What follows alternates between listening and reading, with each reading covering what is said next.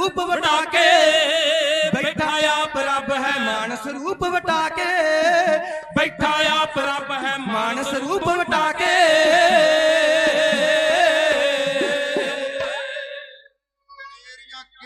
केड़ियां सिफतां गावां मैं कुलवंत सिया, बैठा नानक रूप है, बैठा आप रब है नानक रूप वटा के। पंज प्याले पंज पीर, शकम पीर बैठा गुर भारी, अर्जन काया पलट कै, मूरत हर गोबिंद सवारी, चली पीढ़ी सोढ़ियां, रूप वखावण वारो वारी, दल भंजन गुर सूरमा वड जोधा बहु पर्यपकारी। पर्यपकारी आत्मा साहब श्री गुरु हरगोबिंद पातशाह जी गुरु नानक दी गद्दी दे छेवें वारस, जिन्हां दी याद विच अज दा ढाडी दरबार श्रीमान संत बाबा गज्जन सिंह जी जिहड़े 2 रोजा जोड़ मेला मनाउंदे ने, जिहदे विच एक दिन ते ढाडी दरबार और एक दिन कवीशर दरबार कीता जांदा है। संगतां हाजरियां भर के जीवन दे विचों लाहा प्राप्त करदियां ने। मिशन शहीदां तरना दल श्रीमान संत बाबा गज्जन सिंह जी महापुरुष। आओ सरबत संगतां अदब सत्कार नाल सतगुर पातशाही दे पवित्र पावन मुबारक चरनां विच सज बैठे हो। सवेर तो लैके वख-वख बुलारियां ने आप जी नूं गुर इतिहास दे नाल जोड़िया है। शाना मता इतिहास आप जी दे नाल साझा करना कीता है। उस तो उपरंत दासरियां नूं हुक्म होया है कुछ समय वास्ते आप सिख संगतां दी सेवा करन दा। सब तो पहला जो सिक्खी दा सच्चा और सुच्चा असूल है, फतेह दे सिमरन नाल सांझ पावो गज के गजाओ जी। वाहेगुरु जी का खालसा, वाहेगुरु जी की फतेह। आदरणीय सत्कार योग जिन्हां नूं संगत ने मान दिता होवे, गुरु ने वडियाई दिती होवे, जदों गुरु दी हजूरी विच आउण और स्टेज दा एक परंपरा है कि उन्हां महापुरुषां दे आउण दी आमद विच एक चढ़दी कला दा जयकारा जिहड़ा है ओह गजाया जावे। श्रीमान संत बाबा जथेदार बाबा गज्जन सिंह जी सिंह साहिबान ਉਹ ਗੁਰੂ ਦੀ ਸੰਗਤ ਵਿੱਚ ਜੁੜ ਬੈਠੇ ਨੇ। ਨਾਲ ਹੀ ਇਤਿਹਾਸ ਦੇ ਸਤਿਕਾਰ ਵਿੱਚ ਢਾਡੀ ਜਥੇ ਨੂੰ ਆਸ਼ੀਰਵਾਦ ਮਾਇਆ ਦੇ ਰੂਪ ਵਿੱਚ ਪਿਆਰ ਭੇਜਦੇ ਨੇ ਪਾਤਸ਼ਾਹ ਜੀ ਚੜ੍ਹਦੀਆਂ ਕਲਾ ਕਰਨ। ਆਓ ਮੈਂ ਨਾਲ ਦੇ ਸਾਥੀਆਂ ਨੂੰ ਬੇਨਤੀ ਕਰਾਂਗਾ ਸਿੰਘ ਸਾਹਿਬ ਦੇ ਸਟੇਜ ਉੱਤੇ ਹਾਜ਼ਰ ਹੋਣ ਦੀ ਖੁਸ਼ੀ ਵਿੱਚ ਇੱਕ ਚੜ੍ਹਦੀ ਕਲਾ ਦਾ ਜੈਕਾਰਾ ਸੰਗਤਾਂ ਦੇ ਨਾਲ ਸਾਂਝਾ ਕੀਤਾ ਜਾਵੇ। बोले सोनिहा सत श्री अकाल। मेरे तो पहला ज्ञानी निर्मल सिंह जी जेठूवाल अपने समुचे जथे दे नाल हाजरियां भर के साहब श्री गुरु हरगोबिंद पातशाह जी का वह नक्शा आप दी नजर करके गए ने। जदों साहब श्री गुरु गोबिंद सिंह महाराज ने ग्वालियर के किले दे विचों 52 राजे जिहड़े सन ओह रिहा करके इस धरती उत्ते लिआंदे और उस तो उपरंत उन्होंने गुरदित्ते भड़पूंजे दे हथों उस पापी दी मौत का नक्शा जिहड़ा है आप दी नजर कीता है। जिहड़े इंग्लैंड की धरती उत्तों भी सेवा करके आए ने, समुचा परिवार सेवा करदा है। मैं तह दिल तो धन्नवाद करदा हां, अरदास करदा है पातशाह जी कृपा करन, होर चढ़दियां कलां नाल सिख कौम दी पंथ दी सेवा करन दा सतगुर पातशाह जी मान सन्मान भाई साहब भाई निर्मल सिंह जी दे जथे नूं बख्शदे रहन। इतिहास दे पन्ने कहिंदे ने 11 वरियां दी आजू विच गुरु हरगोबिंद पातशाह जी नूं साहब श्री गुरु अर्जन देव पातशाह जी ने गुरता गद्दी जिहड़ी सी ओह बख्श दित्ती। आप मेरे हजूर लाहौर की धरती उत्ते शहादत का जाम पीण वास्ते तुर गए। ਕਹਿੰਦੇ ਨੇ ਸਮਾਂ ਪਾ ਕੇ ਸਤਿਗੁਰ ਪਾਤਸ਼ਾਹ ਜੀਆਂ ਨੇ ਦਿੱਤੇ ਹੋਏ ਆਦੇਸ਼ ਅਨੁਸਾਰ ਸੁਦੇਸ਼ ਅਨੁਸਾਰ ਬ੍ਰਹਮ ਗਿਆਨੀ ਬਾਬਾ ਬੁੱਢਾ ਸਾਹਿਬ ਨੇ ਮੀਰੀ ਔਰ ਪੀਰੀ ਦੀਆਂ ਦੋ ਤੇਗਾਂ ਸਾਹਿਬ ਸ੍ਰੀ ਗੁਰੂ ਹਰਗੋਬਿੰਦ ਪਾਤਸ਼ਾਹ ਜੀ ਦੇ ਗਾਤਰੇ ਪਹਿਨਾਉਣ ਵਾਸਤੇ ਤਿਆਰੀ ਕੀਤੀ। ਅੰਮ੍ਰਿਤਸਰ ਦੀ ਪਾਵਨ ਧਰਤੀ ਕਹਿੰਦੇ ਨੇ ਜਦੋਂ ਬ੍ਰਹਮ ਗਿਆਨੀ ਬਾਬਾ ਬੁੱਢਾ ਸਾਹਿਬ ਜੀ ਨੇ ਇੱਕ ਸ੍ਰੀ ਸਾਹਿਬ ਆਪਣੇ ਕਰ ਕਮਲਾਂ ਵਿੱਚ ਪਕੜੀ, ਗੁਰੂ ਹਰਗੋਬਿੰਦ ਪਾਤਸ਼ਾਹ ਜੀ ਦੇ ਗਾਤਰੇ ਪਹਿਨਾਉਣ ਲੱਗੇ ਤੇ ਉਹ ਸ੍ਰੀ ਸਾਹਿਬ ਉਹਨਾਂ ਨੇ ਗੁਰਦੇਵ ਦੇ ਸੱਜੇ ਬੰਨੇ ਪਹਿਨਾ ਦਿੱਤੀ। ਸੰਗਤਾਂ ਵਿੱਚ ਹੈਰਾਨੀ ਹੋ ਗਈ, ਗੱਲਾਂ ਚੱਲਣ ਲੱਗ ਪਈਆਂ ਆਪਸ ਵਿੱਚ। ਅਗਰ ਕੋਈ ਤਖਤ ਉੱਤੇ ਬਾਦਸ਼ਾਹ ਬੈਠੇ ਤੇਗ ਆਪਣੇ ਗਾਤਰੇ ਪਾਵੇ ਤੇ ਉਹ ਬਾਦਸ਼ਾਹ ਆਪਣੇ ਗਾਤਰੇ ਪਾਈ ਹੋਈ ਤੇਗ ਨੂੰ ਖੱਬੇ ਬੰਨੇ ਪਹਿਨਦਾ ਹੈ ਤਾਂ ਕਿ ਸੱਜੇ ਹੱਥ ਦੇ ਨਾਲ ਉਸ ਦਾ ਇਸਤੇਮਾਲ ਕੀਤਾ ਜਾਵੇ, ਉਹਦੇ ਨਾਲ ਵਾਰ ਕੀਤਾ ਜਾਵੇ ਜਾਂ ਵਾਰ ਰੋਕਿਆ ਜਾਵੇ। ਪਰ ਬ੍ਰਹਮ ਗਿਆਨੀ ਬਾਬਾ ਬੁੱਢਾ ਸਾਹਿਬ ਜੀ ਨੇ ਇਹ ਗਲਤੀ ਕਰ ਦਿੱਤੀ ਹੈ। ਜਿਹੜੀ ਤੇਗ ਗੁਰੂ ਹਰਗੋਬਿੰਦ ਪਾਤਸ਼ਾਹ ਜੀ ਦੇ ਖੱਬੇ ਬੰਨੇ ਪਹਿਨਾਉਣੀ ਸੀ ਉਹਨੂੰ ਸੱਜੇ ਬੰਨੇ ਪਹਿਨਾ ਦਿੱਤਾ ਗਿਆ। ਕਹਿੰਦੇ ਨੇ ਇੰਨੀ ਨੂੰ ਸਤਿਗੁਰ ਪਾਤਸ਼ਾਹ ਜੀਆਂ ਦੀ ਗਾਤਰੇ ਇੱਕ ਹੋਰ ਤੇਗ ਬ੍ਰਹਮ ਗਿਆਨੀ ਬਾਬਾ ਬੁੱਢਾ ਸਾਹਿਬ ਜੀ ਨੇ ਪਹਿਨਾ ਦਿੱਤੀ, ਜਿਹੜੀ ਹਜ਼ੂਰ ਦੇ ਖੱਬੇ ਗਾਤਰੇ ਪਹਿਨਾ ਦਿੱਤੀ। ਹੁਣ ਸੰਗਤਾਂ ਵਿੱਚ ਫੇਰ ਗੱਲ ਚੱਲ ਪਈ। ਸੰਗਤਾਂ ਨੇ ਆਖਿਆ ਗਾਤਰੇ ਕਿਰਪਾਨ ਕੇਵਲ ਇੱਕ ਪਹਿਨੀ ਜਾਂਦੀ ਹੈ, ਪਰ ਬ੍ਰਹਮ ਗਿਆਨੀ ਬਾਬਾ ਬੁੱਢਾ ਸਾਹਿਬ ਨੇ ਦੋ ਤਲਵਾਰਾਂ ਗੁਰੂ ਹਰਗੋਬਿੰਦ ਪਾਤਸ਼ਾਹ ਜੀ ਦੇ ਗਾਤਰੇ ਪਹਿਨਾ ਦਿੱਤੀਆਂ। ਅਵਸਥਾ ਬਿਰਧ ਹੋ ਚੁੱਕੀ ਇਹਨਾਂ ਦੀ, ਇਹਨਾਂ ਨੂੰ ਤੇਗਾਂ ਦੇ ਹੁਨਰ ਬਾਰੇ ਸੈਂਦ ਕੋਈ ਇਲਮ ਨਹੀਂ। ਇਹਨਾਂ ਨੇ ਬਹੁਤ ਵੱਡੀ ਗਲਤੀ ਕੀਤੀ ਹੈ ਕਿਉਂਕਿ ਇਹ ਭੀੜ ਵਿੱਚ ਘਾਹ ਖੋਤਦੇ ਨੇ, ਗਊਆਂ ਚਰਾਉਂਦੇ ਨੇ, ਇਹਨਾਂ ਨੂੰ ਤੇਗਾਂ ਦੇ ਹੁਨਰ ਬਾਰੇ ਕੀ ਪਤਾ। ਕਹਿੰਦੇ ਨੇ ਸਤਿਗੁਰ ਪਾਤਸ਼ਾਹ ਜੀਆਂ ਨੇ ਆਪਣੇ ਗਾਤਰੇ ਜਦੋਂ ਦੋ ਤਲਵਾਰਾਂ ਪਹਿਨ ਲਈਆਂ ਤੇ ਬ੍ਰਹਮ ਗਿਆਨੀ ਬਾਬਾ ਬੁੱਢਾ ਸਾਹਿਬ ਨੇ ਇੱਕ ਕਮਾਲ ਦੀ ਗੱਲ ਇੱਥੇ ਹੋਰ ਕਰ ਦਿੱਤੀ। ਬਾਬਾ ਜੀ ਨੇ ਆਖਿਆ ਸੰਗਤ ਜੀ ਅਜੇ ਗੁਰੂ ਹਰਗੋਬਿੰਦ ਪਾਤਸ਼ਾਹ ਜੀ ਦੇ ਗਾਤਰੇ ਦੋ ਤਲਵਾਰਾਂ ਪਹਿਨੀਆਂ ਤੱਕ ਕੇ ਤੁਸੀਂ ਹੈਰਾਨ ਹੋ ਰਹੇ ਜੀ। ਅਜੇ ਤੇ ਸਮੇਂ ਨੇ ਕਰਵਟ ਬਦਲਣੀ ਹੈ। ਇਹਨਾਂ ਦੋਵਾਂ ਤਲਵਾਰਾਂ ਨੇ ਇੱਕ ਮਿਆਨ ਵਿੱਚ ਸਮਾ ਜਾਣਾ ਹੈ। ਤੇ ਬੈਠਿਆਂ ਨੇ ਪਹਿਲਾਂ ਗੱਲਾਂ ਕਰਨ ਵਾਲਿਆਂ ਨੇ ਆਖਿਆ ਬੜੀ ਗਲਤ ਗੱਲ ਬ੍ਰਹਮ ਗਿਆਨੀ ਬਾਬਾ ਬੁੱਢਾ ਸਾਹਿਬ ਨੇ ਕਰ ਦਿੱਤੀ ਹੈ। ਕਦੇ ਇੱਕ ਮਿਆਨ ਵਿੱਚ ਦੋ ਤਲਵਾਰਾਂ ਨਹੀਂ ਸਮਾਈਆਂ ਜਾ ਸਕਦੀਆਂ। ਇਹ ਕਹਿੰਦੇ ਨੇ ਦੋਵੇਂ ਤਲਵਾਰਾਂ ਇੱਕ ਮਿਆਨ ਵਿੱਚ ਪੈ ਜਾਵਣਗੀਆਂ। ਫਿਰ ਛੇਵੇਂ ਪਾਤਸ਼ਾਹ ਜੀ ਤੋਂ ਬਾਅਦ ਵਿੱਚ ਵਾਰੀ ਆਈ ਉਹਨਾਂ ਦੇ ਪੋਤਰੇ ਦੀ। ਇਹਨਾਂ ਦੋਵਾਂ ਤਲਵਾਰਾਂ ਨੇ ਆਪਣੀਆਂ ਪਿੱਠਾਂ ਜਿਹੜੀਆਂ ਸਨ ਉਹ ਜੋੜ ਲਈਆਂ। ਦੋਹਾਂ ਤਲਵਾਰਾਂ ਦੀ ਪਿੱਠ ਜੁੜਨ ਦੇ ਨਾਲ ਇਹ ਬਣ ਗਿਆ ਦੋ ਧਾਰਾ ਖੰਡਾ। ਉਹ ਦੋ ਧਾਰਾ ਖੰਡਾ ਸਾਹਿਬ ਸ੍ਰੀ ਗੁਰੂ ਗੋਬਿੰਦ ਸਿੰਘ ਮਹਾਰਾਜ ਜੀ ਦੇ ਕਰ ਕਮਲਾਂ ਵਿੱਚ ਚਲਾ ਗਿਆ। ਮਹਾਰਾਜ ਨੇ ਸਰਬ ਲੋਹੇ ਦਾ ਬਾਟਾ ਲਿਆ, ਸਤਲੁਜ ਦਾ ਪਾਣੀ ਉਹਦੇ ਵਿੱਚ ਪਾਇਆ, ਪਾ ਕੇ ਪਾਣੀ ਉਹਦੇ ਵਿੱਚ ਰੱਖ ਕੇ ਖੰਡਾ ਤੇ ਸਤਿਗੁਰ ਪਾਤਸ਼ਾਹ ਜੀ ਦੀ ਪਵਿੱਤਰ ਪਾਵਨ ਬਾਣੀ ਜਿਹੜੀ ਸੀ ਪੰਜਾਂ ਬਾਣੀਆਂ ਦਾ ਜਾਪ ਕਲਗੀਧਰ ਪਾਤਸ਼ਾਹ ਜੀ ਨੇ ਕਰ ਦਿੱਤਾ। ਹੰਗਤਾਂ ਨੂੰ ਖੋਰ ਦਿੱਤਾ ਗਿਆ ਔਰ ਬਾਣੀ ਔਰ ਪਾਣੀ ਦਾ ਸੁਮੇਲ ਹੋਇਆ ਤੇ ਉਹ ਪਾਣੀ ਜਿਹੜਾ ਸੀ ਬਣ ਗਿਆ ਆਬੇ ਹਯਾਤ, ਜ਼ਿੰਦਗੀ ਦੇਣ ਵਾਲਾ ਅੰਮ੍ਰਿਤ। ਖੰਡੇ ਬਾਟੇ ਦੀ ਪੌਲ ਤਿਆਰ ਹੋ ਗਈ ਤੇ ਕਹਿੰਦੇ ਨੇ ਜਦੋਂ ਸਤਿਗੁਰ ਪਾਤਸ਼ਾਹ ਜੀ ਨੇ ਖੰਡੇ ਬਾਟੇ ਦੀ ਪੌਲ ਇਸ ਖਾਲਸੇ ਨੂੰ ਦੇਣ ਵਾਸਤੇ 1699 ਦੀ ਵਿਸਾਖੀ ਤੇ ਤਿਆਰੀ ਕੀਤੀ, ਪ੍ਰਮਾਤਮਾ ਦੇ ਨਾਲ ਵਿਚਾਰ ਕੀਤੀ ਮੇਰੇ ਗੁਰਦੇਵ ਨੇ, ਪ੍ਰਮਾਤਮਾ ਜਿਹੜਾ ਧਰਮ ਚਲਾਉਣ ਵਾਸਤੇ, ਜਿਹੜਾ ਪੰਥ ਚਲਾਉਣ ਵਾਸਤੇ, ਪੰਥ ਸਾਜਣ ਵਾਸਤੇ ਮੈਨੂੰ ਇਸ ਧਰਤੀ ਉੱਤੇ ਭੇਜਿਆ ਹੈ, ਉਹਨਾਂ ਦੀ ਪੁਸ਼ਾਕ ਕੈਸੀ ਹੋਵੇ, ਰਹਿਣੀ ਕੈਸੀ ਹੋਵੇ, ਬਹਿਣੀ ਕੈਸੀ ਹੋਵੇ, ਉਹਨਾਂ ਦੀ ਪੁਸ਼ਾਕ ਕਿਹੋ ਜਿਹੀ ਹੋਵੇ। ਤੇ ਕਹਿੰਦੇ ਨੇ ਪ੍ਰਮਾਤਮਾ ਨੇ ਰੂਬਰੂ ਆਣ ਕੇ ਗੁਰੂ ਗੋਬਿੰਦ ਸਿੰਘ ਮਹਾਰਾਜ ਨੂੰ ਦਰਸ਼ਨ ਦਿੱਤੇ ਤੇ ਉਹਨਾਂ ਦੇ ਤਨ ਉੱਤੇ ਉਹ ਬਾਣਾ ਸੀ ਜਿਹੜਾ ਅੱਜ ਗੁਰੂ ਦੀਆਂ ਲਾਡਲੀਆਂ ਫੌਜਾਂ ਪਹਿਨਦੀਆਂ ਨੇ। ਲੰਬਾ ਚੋਲਾ, ਗੋਲ ਦਸਤਾਰ, ਦਸਤਾਰ ਦੇ ਉੱਤੇ ਚੱਕਰ ਸ਼ੋਭਾ ਪਾਉਂਦੇ ਨੇ ਔਰ ਸੀਸ ਉੱਤੇ ਫਰਲਾ ਸਜਾਇਆ ਹੈ ਨੀਲੇ ਰੰਗ ਦਾ ਬਾਣਾ ਉਸ ਪ੍ਰਮਾਤਮਾ ਨੇ ਆਪਣੇ ਤਨ ਉੱਤੇ ਪਹਿਨਿਆ ਤੇ ਗੁਰੂ ਗੋਬਿੰਦ ਸਿੰਘ ਮਹਾਰਾਜ ਨੂੰ ਦਰਸ਼ਨ ਦਿੱਤੇ।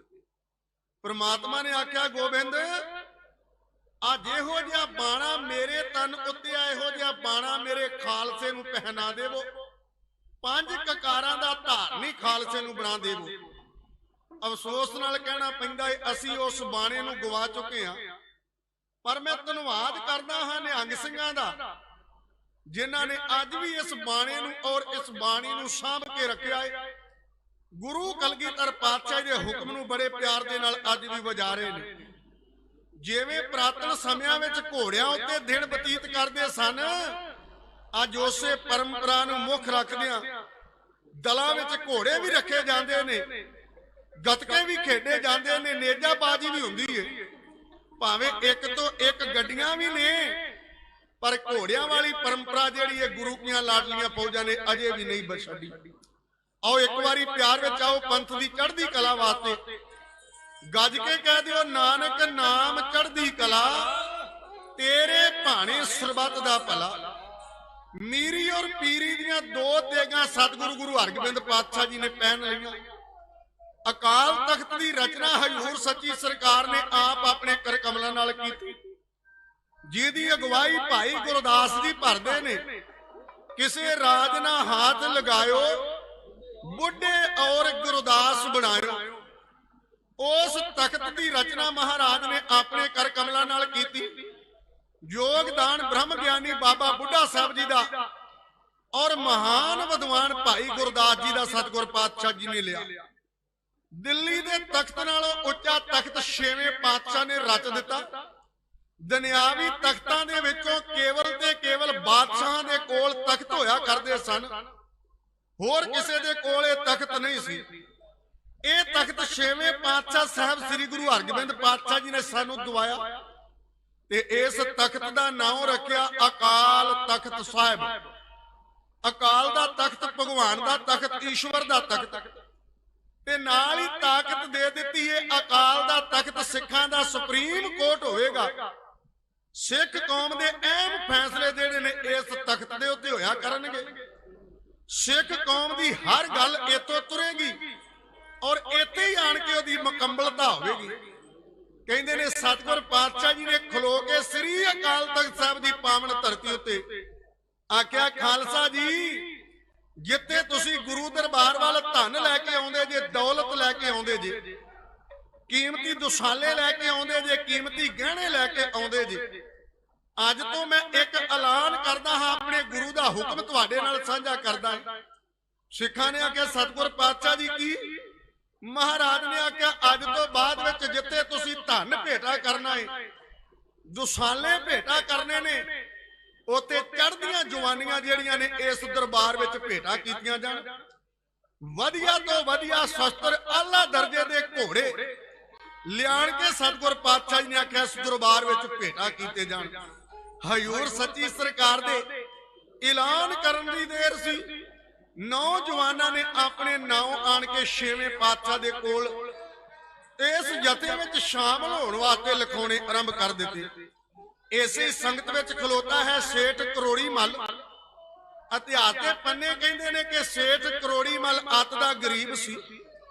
ਇਹਨੇ ਉਸੇ ਦਰਬਾਰ ਤੇ ਖਲੋ ਕੇ ਅਰਦਾਸ ਕੀਤੀ ਸ੍ਰੀ ਅਕਾਲ ਤਖਤ ਸਾਹਿਬ ਦੀ ਹਦੂਦ ਦੇ ਅੰਦਰ, ਗਰੀਬ ਨਵਾਜ਼ ਸਤਿਗੁਰ ਪਾਤਸ਼ਾਹ ਤੁਹਾਡੇ ਘਰ ਆਇਆ ਨੂੰ ਸੁਣਿਆ ਹੈ, ਜਿਹੜਾ ਕੋਈ ਆਉਂਦਾ ਹੈ ਉਹਦੀ ਰਹਿਮਤ ਨਾਲ ਝੋਲੀ ਭਰਦੀ ਹੈ, ਆਇਆ ਸਵਾਲੀ ਖਾਲੀ ਨਹੀਂ ਮੁੜਦਾ।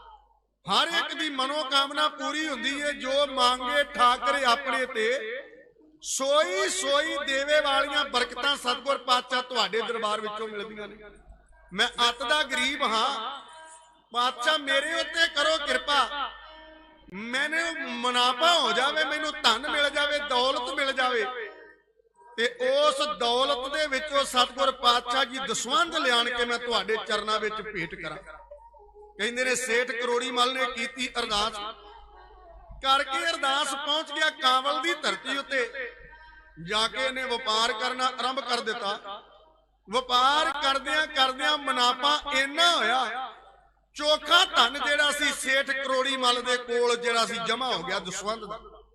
ਹੁਣ ਇਹਨੇ ਮਨ ਹੀ ਮਨ ਵਿਚਾਰ ਕੀਤੀ, ਹੋਵੇ ਨਾ ਸਤਿਗੁਰ ਪਾਤਸ਼ਾਹ ਜੀ ਦੇ ਦਰਸ਼ਨ ਕੀਤੇ ਜਾਣ, ਦੁਦਾਰ ਕੀਤੇ ਜਾਣ, ਇਹ ਧਨ ਦੌਲਤ ਗੁਰਦੇਵ ਦੇ ਖਜ਼ਾਨੇ ਵਿੱਚ ਭੇਟਾ ਕੀਤੀ ਜਾਵੇ।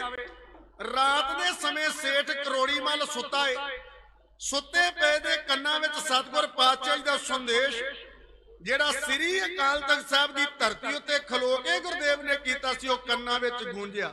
ਆਖਿਆ ਸੰਗਤ ਜੀ, ਕੀਮਤੀ ਘੋੜੇ, ਕੀਮਤੀ ਸ਼ਸਤਰ, ਚੜ੍ਹਦੀਆਂ ਜਵਾਨੀਆਂ ਇਸ ਤਖਤ ਨੂੰ, ਇਸ ਦਰਬਾਰ ਨੂੰ ਭੇਟ ਕੀਤੀਆਂ ਜਾਣ। ਸੇਠ ਕਰੋੜੀ ਮੱਲ ਸਵੇਰੇ ਹੋਇਆ ਤਿਆਰ, ਗਿਆ ਮੰਡੀ ਦੇ ਅੰਦਰ, ਔਰ 2 ਘੋੜੇ ਜਿਹੜੇ ਸਨ 1.25 ਲੱਖ ਦੇ ਸੇਠ ਕਰੋੜੀ ਮੱਲ ਨੇ ਖਰੀਦ ਲਏ। ਇੱਕ ਦਾ ਨਾਮ ਹੈ ਦਿਲਬਾਗ, ਇੱਕ ਦਾ ਨਾਮ ਹੈ ਗੁਲਬਾਗ। ਇਹ ਘੋੜੇ ਬੜੇ ਸੁੰਦਰ ਲੱਗੇ, ਮਨ ਨੂੰ ਭਾਏ। ਦੋਵੇਂ ਲਿਆਣ ਕੇ ਆਪਣੇ ਘਰ ਵਿੱਚ, ਆਪਣੇ ਤਬੇਲੇ ਵਿੱਚ ਇਹਨੇ ਬੰਨ ਲਏ। ਹੁਣ ਮਨ ਵਿੱਚ ਵਿਚਾਰ ਕਰਦਾ, ਉਹ ਸੇਠ ਕਰੋੜੀ ਮੱਲ, ਤੈਨੂੰ ਗੁਰੂ ਨੇ ਸੱਚਮੁੱਚ ਦਾ ਸੇਠ ਬਣਾ ਦਿੱਤਾ ਏ। ਤੇਰੇ ਕੋਲ ਧਨ ਹੈ, ਤੇਰੇ ਕੋਲ ਦੌਲਤ ਹੈ, ਤੇਰੇ ਕੋਲ ਮਾਇਆ ਹੈ। ਹੁਣ ਤੂੰ ਘੋੜੇ ਤੇ ਖਰੀਦ ਲੈ, ਨਾ ਘੋੜਿਆਂ ਉੱਤੇ ਕਾਠੀਆਂ ਵੀ ਖਰੀਦ ਲੈ। ਇਹ ਬਾਜ਼ਾਰ ਵਿੱਚ ਗਿਆ, 1.25 ਲੱਖ ਰੁਪਏ ਦੀਆਂ 2 ਕਾਠੀਆਂ ਹੀਰਿਆਂ ਜਿਹੜੀਆਂ ਇਹਨੇ ਖਰੀਦੀਆਂ, ਜਿਹੜੀਆਂ ਸਤਿਗੁਰ ਪਾਤਸ਼ਾਹ ਜੀ ਦੇ ਘੋੜਿਆਂ ਉੱਤੇ ਸਜਾਉਣ ਵਾਸਤੇ ਲੈ ਲਈਆਂ। ਆਖਿਰਕਾਰ ਇਹਨੇ ਸੰਗਤਾਂ ਨੂੰ ਕੀਤਾ ਇਕੱਤਰ। ਸੇਠ ਕਰੋੜੀ ਮੱਲ ਲੈ ਕੇ ਸੰਗਤਾਂ ਨੂੰ ਨਾਲ ਇਹਨਾਂ ਦੇ ਮੁਸੰਦ ਨੇ, ਜਿਵੇਂ ਸਤਿਗੁਰ ਪਾਤਸ਼ਾਹ ਜੀ ਦੀ ਭੇਟਾ ਗੁਰਦੇਵ ਵਾਸਤੇ ਜਿਹੜੀ ਖਰੀਦੀ ਹੈ, ਉਹ ਗੁਰੂ ਦੇ ਚਰਨਾਂ ਵਿੱਚ ਅਰਪਣ ਕਰਨ ਵਾਸਤੇ ਤੁਰਦਾ ਏ। ਉਸ ਵੇਲੇ ਦੀਆਂ ਲੈਣਾ ਨੂੰ ਭਾਈ ਮਲਕੀਤ ਸਿੰਘ ਬੱਗੇ ਦਾ ਢਾਡੀ ਜਥਾ ਆਪ ਜੀ ਦੇ ਸਨਮੁਖ ਕਰਨ ਲੱਗਾ ਏ। ਆਓ ਸਰਵਣ ਕਰਿਓ, ਜਿਵੇਂ ਕਰਕੇ ਅਰਦਾਸ। ਸੇਠ ਕਰੋੜੀ ਮੱਲ ਗੁਰੂ ਕੇ ਰਾਜ ਦੁਲਾਰੇ 2 ਘੋੜੇ ਬਹੁ ਕੀਮਤੀ ਲੈ ਕੇ ਜਿਵੇਂ ਸਤਿਗੁਰ ਪਾਤਸ਼ਾਹ ਦੇ ਦਰਬਾਰ ਵੱਲ ਨੂੰ ਚਾਲੇ ਪਾਉਂਦਾ ਏ।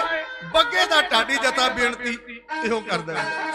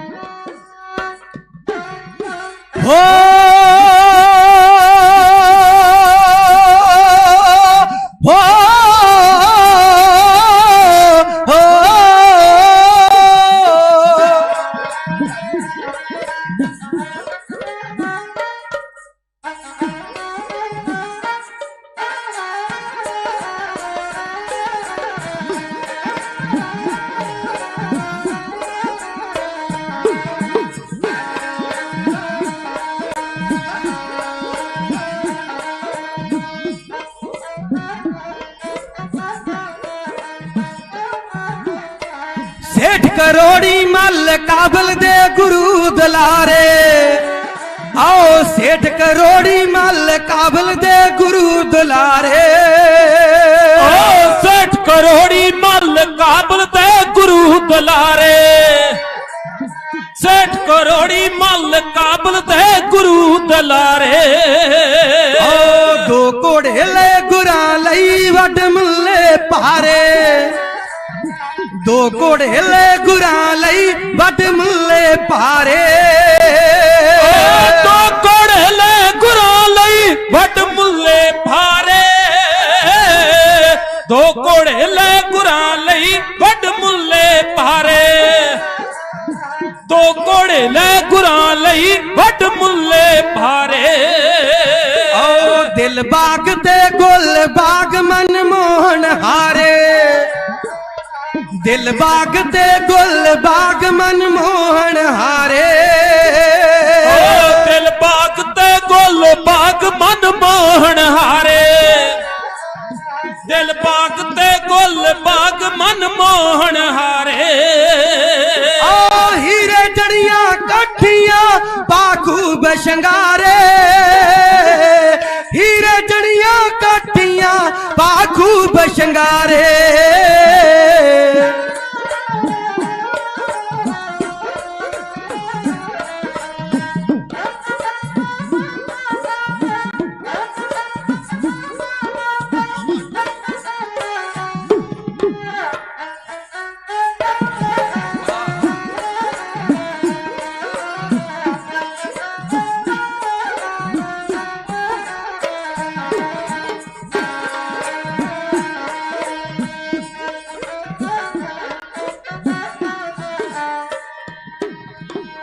हीरे जड़ियां काठियां बाखूब शंगारे ओ हीरे जड़ियां काठियां बाखूब शंगारे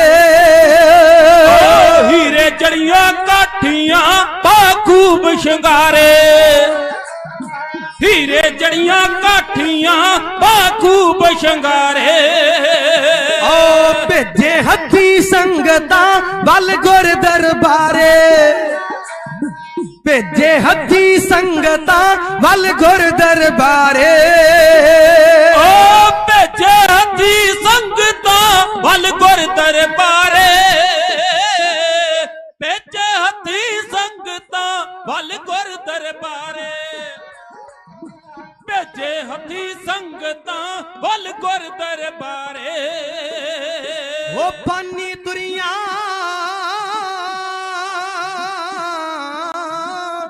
संगतां लै करन दीदारे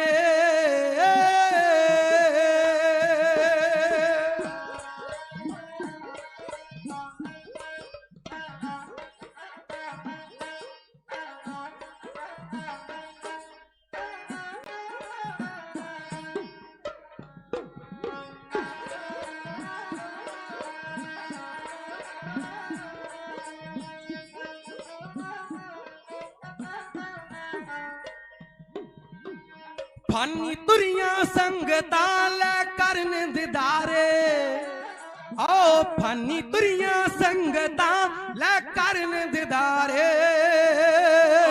फानी तुरियां संगतां लै करन दीदारे फानी तुरियां संगतां लै करन दीदारे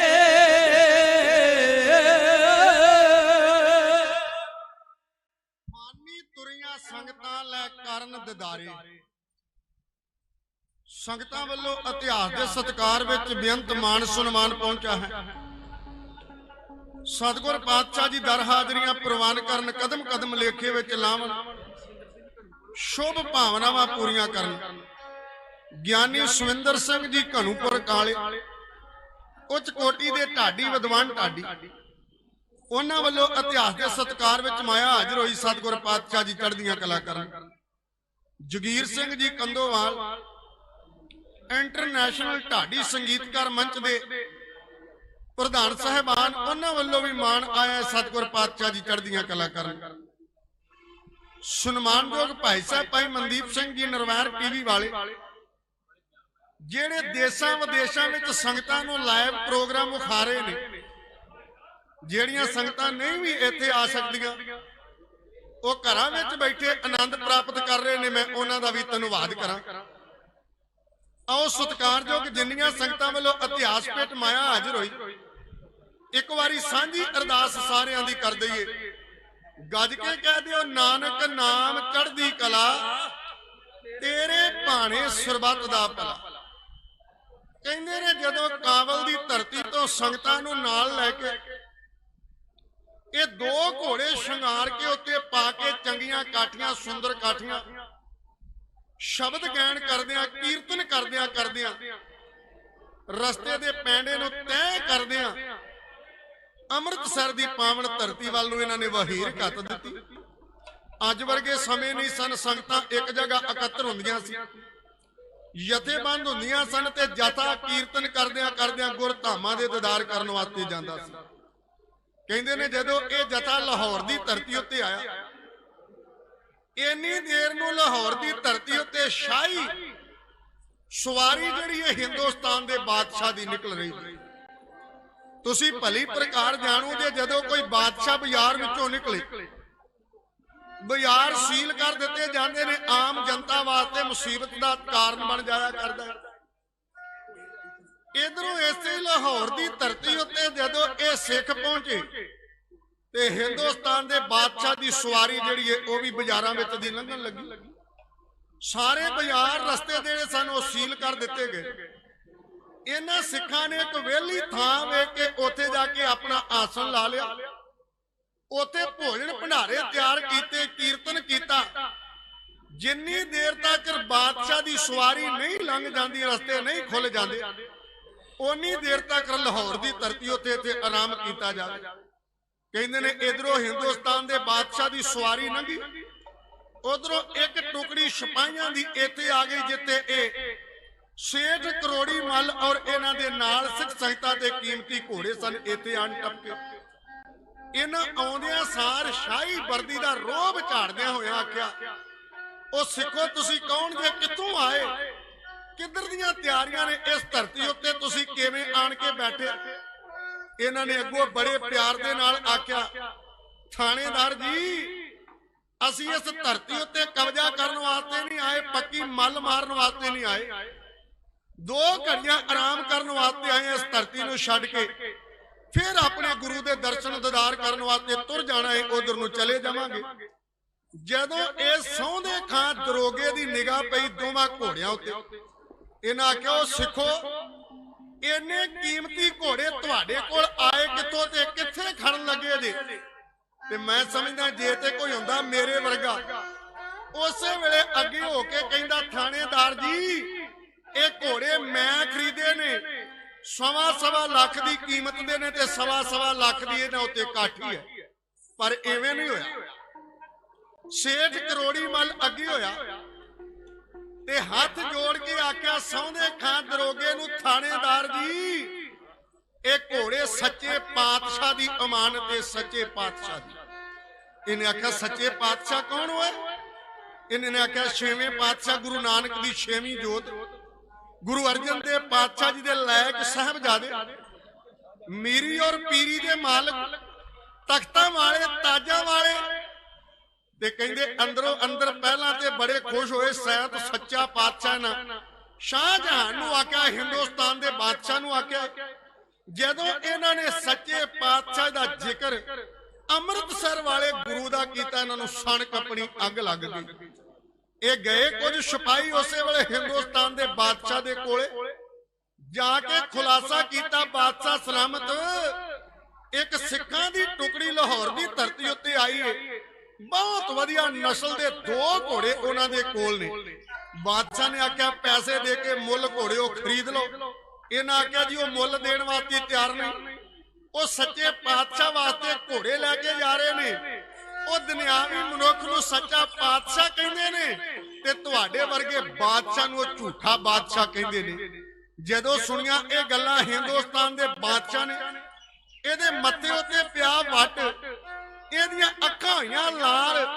ਇਹਨੇ ਆਖਿਆ, ਧੱਕੇ ਮਾਰ ਕੇ ਲਾਹੌਰ ਦੀ ਧਰਤੀ ਉੱਤੋਂ ਸਿੱਖਾਂ ਨੂੰ ਕੱਢ ਦੇਵੋ ਤੇ ਧੱਕੋ ਜੋਰੀ ਉਹ ਘੋੜੇ ਖੋਹ ਕੇ ਆਪਣੇ ਕਬਜ਼ੇ ਵਿੱਚ ਕਰ ਲਵੋ। ਕਹਿੰਦੇ ਐਵੇਂ ਹੀ ਹੋਇਆ, ਇਹਨਾਂ ਨੇ ਘੋੜੇ ਖੋਹ ਕੇ ਆਪਣੇ ਕਬਜ਼ੇ ਵਿੱਚ ਕਰ ਲਏ, ਸਿੱਖਾਂ ਨੂੰ ਧੱਕੇ ਮਾਰ ਕੇ ਲਾਹੌਰ ਦੀ ਧਰਤੀ ਉੱਤੋਂ ਕੱਢ ਦਿੱਤਾ। ਸਿੱਖ ਮਾਰੇ ਹੋਏ ਇਹਨਾਂ ਬਾਦਸ਼ਾਹ ਦੇ ਸਿਪਾਹੀਆਂ ਦੇ ਅੰਮ੍ਰਿਤਸਰ ਦੀ ਪਵਿੱਤਰ ਪਾਵਨ ਧਰਤੀ ਉੱਤੇ ਆਏ। ਜਾਣੀ ਜਾਣ ਗੁਰੂ ਹਰਗੋਬਿੰਦ ਪਾਤਸ਼ਾਹ ਜੀ ਤਖਤ ਉੱਤੇ ਸ਼ੋਭਾ ਪਾ ਰਹੇ ਸਨ। ਮਹਾਨ ਆਤਮਾ, ਪਵਿੱਤਰ ਆਤਮਾ, 42 ਇੰਚ ਜਿਨ੍ਹਾਂ ਦੀਆਂ ਬਾਹਾਂ ਲੰਬੀਆਂ, 4 ਚੱਪੇ ਸੁਰਾਈ ਵਰਗੀ ਗਰਦਨ, 7.5 ਫੁੱਟ ਉੱਚਾ ਕੱਦ, ਹਜ਼ੂਰ ਸੱਚੀ ਸਰਕਾਰ ਦਾ ਇਤਿਹਾਸ ਤੇ ਇੱਥੋਂ ਤੱਕ ਇਸ ਗੱਲ ਦੀ ਅਗਵਾਈ ਭਰਦਾ ਹੈ ਕਿ ਬਹੁਤੀ ਦੇਰ ਗੁਰਦੇਵ ਦਾ ਭਾਰ ਇੱਕ ਘੋੜਾ ਨਹੀਂ ਸੀ ਸੁਹਾਰਦਾ, ਦੂਸਰਾ ਘੋੜਾ ਨਾਲ ਹੀ ਉਸੇ ਵੇਲੇ ਤਿਆਰ ਹੁੰਦਾ ਸੀ। ਕਹਿੰਦੇ ਨੇ ਜਦੋਂ ਮੇਰੇ ਗੁਰਦੇਵ ਦੇ ਦਰਬਾਰ ਵਿੱਚ ਆਣ ਕੇ ਪਹੁੰਚੇ, ਹਜ਼ੂਰ ਨੇ ਆਖਿਆ, ਸੁਣਾਓ ਸੇਠ ਕਰੋੜੀ ਮੱਲ ਜੀ, ਰਸਤੇ ਦਾ ਪੰਧ ਕਿਵੇਂ ਤੈਅ ਹੋਇਆ, ਰਸਤੇ ਵਿੱਚ ਕੋਈ ਮੁਸੀਬਤ ਤਾਂ ਨਹੀਂ ਆਈ। ਜਦੋਂ ਇਸ ਤਰੀਕੇ ਨਾਲ ਗੁਰਦੇਵ ਨੇ ਪੁੱਛਿਆ, ਸੱਚੀ ਸਰਕਾਰ ਨੇ ਪੁੱਛਿਆ, ਸੇਠ ਕਰੋੜੀ ਮੱਲ ਔਰ ਸੰਗਤਾਂ ਰੱਖ ਕੇ ਚਰਨਾਂ ਉੱਤੇ ਸੀਸ ਔਰ ਗੁਰਦੇਵ ਪਾਤਸ਼ਾਹ ਦੇ ਸਾਹਮਣੇ ਭੁੱਬਾਂ ਮਾਰ ਕੇ ਰੋ ਉੱਠੇ।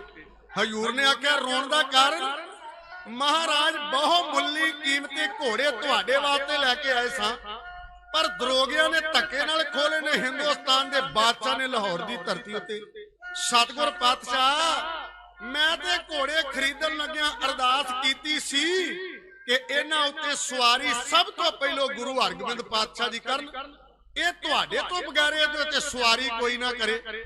ਮਹਾਰਾਜ ਜਦੋਂ ਉਹ ਬਾਦਸ਼ਾਹ ਦੇ ਤਬੇਲਿਆਂ ਵਿੱਚ ਵੱਜ ਕੇ ਘੋੜੇ, ਹੁਣ ਉਹਨਾਂ ਘੋੜਿਆਂ ਉੱਤੇ ਬਾਦਸ਼ਾਹ ਸਵਾਰੀ ਕਰੇਗਾ ਜਿਹੜੀ ਸਾਡੇ ਕੋਲ ਵੇਖ ਕੇ ਜਰੀ ਨਹੀਂ ਜਾਵੇਗੀ। ਮਹਾਰਾਜ ਨੇ ਆਖਿਆ, ਚਿੰਤਾ ਨਾ ਕਰੋ ਕਰੋੜੀ ਮੱਲ ਜੀ, ਤੁਹਾਡੀ ਭੇਟਾ ਉਦੋਂ ਦਰ ਪ੍ਰਵਾਨ ਹੋ ਗਈ ਸੀ ਜਦੋਂ ਤੁਸੀਂ ਅਰਦਾਸਾ ਸੋਧ ਕੇ ਤੁਰੀ ਸੀ। ਹੁਣ ਘੋੜੇ ਸਾਡੇ ਨੇ ਹਿੰਦੁਸਤਾਨ ਦਾ ਬਾਦਸ਼ਾਹ ਜਾਣੇ ਤੇ ਅਸੀਂ ਜਾਣੀਏ। ਜਿਵੇਂ ਮੇਰੇ ਗੁਰਦਾਵ ਨੇ ਬੈਠੀਆਂ ਹੋਈਆਂ ਸੰਗਤਾਂ ਵਿੱਚ ਸਤਿਗੁਰ ਪਾਤਸ਼ਾਹ ਜੀ ਨੇ ਇੱਕ ਤਕਰੀਰ ਕੀਤੀ। ਆਖਿਆ ਸਾਧ ਸੰਗਤ ਜੀਓ, ਉਹ ਕੋਈ ਸੂਰਮਾ ਉੱਠੋ ਜਿਹੜਾ ਲਾਹੌਰ ਦੀ ਧਰਤੀ ਉੱਤੇ ਜਾ ਕੇ ਜਿਹੜੇ 2 ਘੋੜੇ ਹਿੰਦੁਸਤਾਨ ਦੇ ਬਾਦਸ਼ਾਹ ਨੇ ਧੱਕੇ ਨਾਲ ਖੋ ਕੇ ਆਪਣੇ ਤਬੇਲਿਆਂ ਵਿੱਚ ਬੰਨ ਲਏ ਨੇ, ਉਹਨਾਂ ਨੂੰ ਲੈ ਕੇ ਆਵੇ। ਲੱਗੇ ਵਿੱਚ ਦੀਵਾਨ ਦੇ ਸੋਹਣਿਆਂ ਦੇ ਸੰਤਾਨ, ਜਿਵੇਂ ਮੀਰੀ ਪੀਰੀ ਦੇ ਮਾਲਕ ਸਾਹਿਬ ਸ੍ਰੀ ਗੁਰੂ ਹਰਗੋਬਿੰਦ ਪਾਤਸ਼ਾਹ ਜੀ ਨੇ ਉਸੇ ਵੇਲੇ ਸਜਾਇਆ ਦੀਵਾਨ।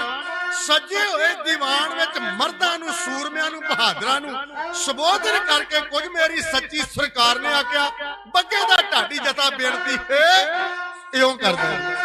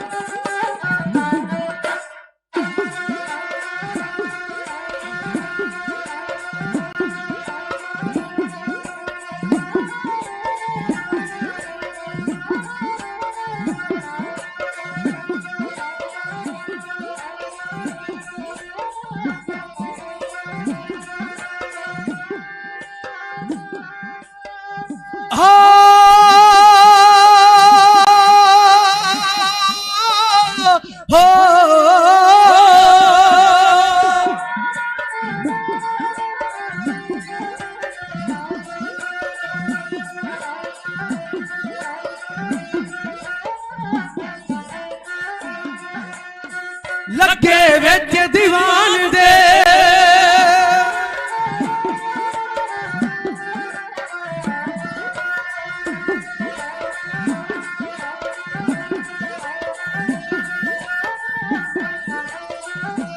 ਕਹਿੰਦੇ, ਲੱਗੇ ਵਿੱਚ ਦੀਵਾਨ ਦੇ ਤੇ ਸੋਹਣਿਆਂ ਦੇ ਸੁਲਤਾਨ, ਕਹਿੰਦੇ ਮੀਰੀ ਪੀਰੀ ਵੱਲੜੇ।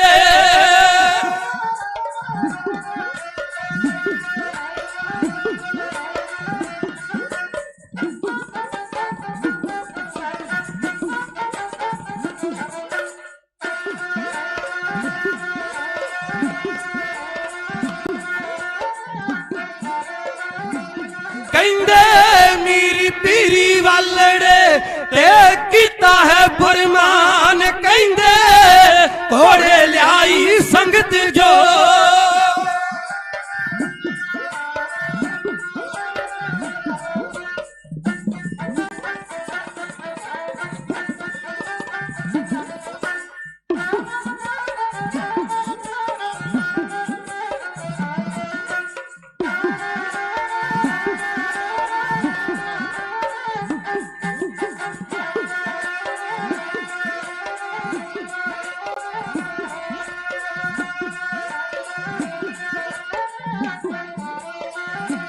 ਕਹਿੰਦੇ ਘੋੜੇ ਲਿਆਈ ਸੰਗਤ ਜੋ, ਉਹ ਖੋਲੇ ਸ਼ਾਹਜਹਾਨ, ਕਹਿੰਦੇ ਬਹਿ ਗਏ ਮੱਲਾ ਮਾਰ ਕੇ।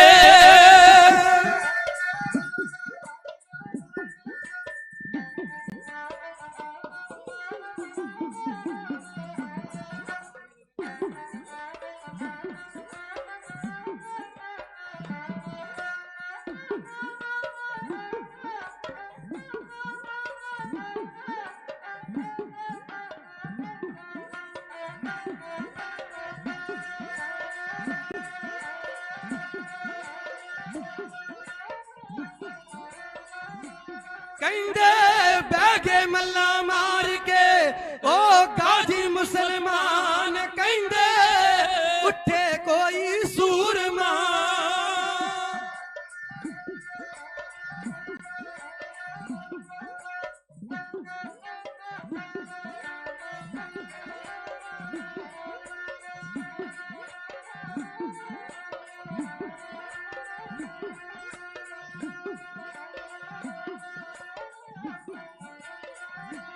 ਕਹਿੰਦੇ ਉੱਠੇ ਕੋਈ ਸੂਰਮਾ ਤੇ ਆਵੇ ਵਿੱਚ ਮੈਦਾਨ, ਕਹਿੰਦੇ ਘੋੜੇ ਜਾ ਲਾਹੌਰ ਤੋਂ।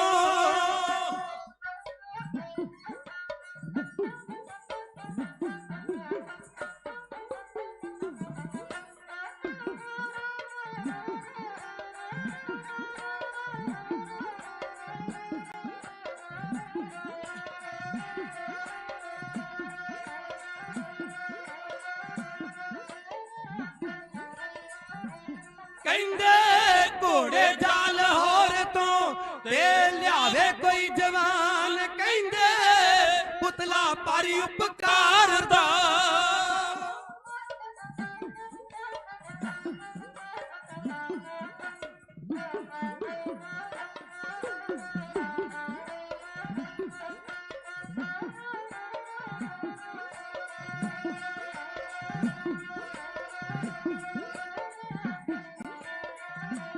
ਕਹਿੰਦੇ ਪੁਤਲਾ ਭਾਰੀ ਉਪਕਾਰ ਦਾ ਤੇ ਬਣੇ ਕੋਈ ਬਲਵਾਨ, ਕਹਿੰਦੇ ਫਾਨੀ ਜੱਗ ਵਿੱਚ ਉਸ ਦੀ।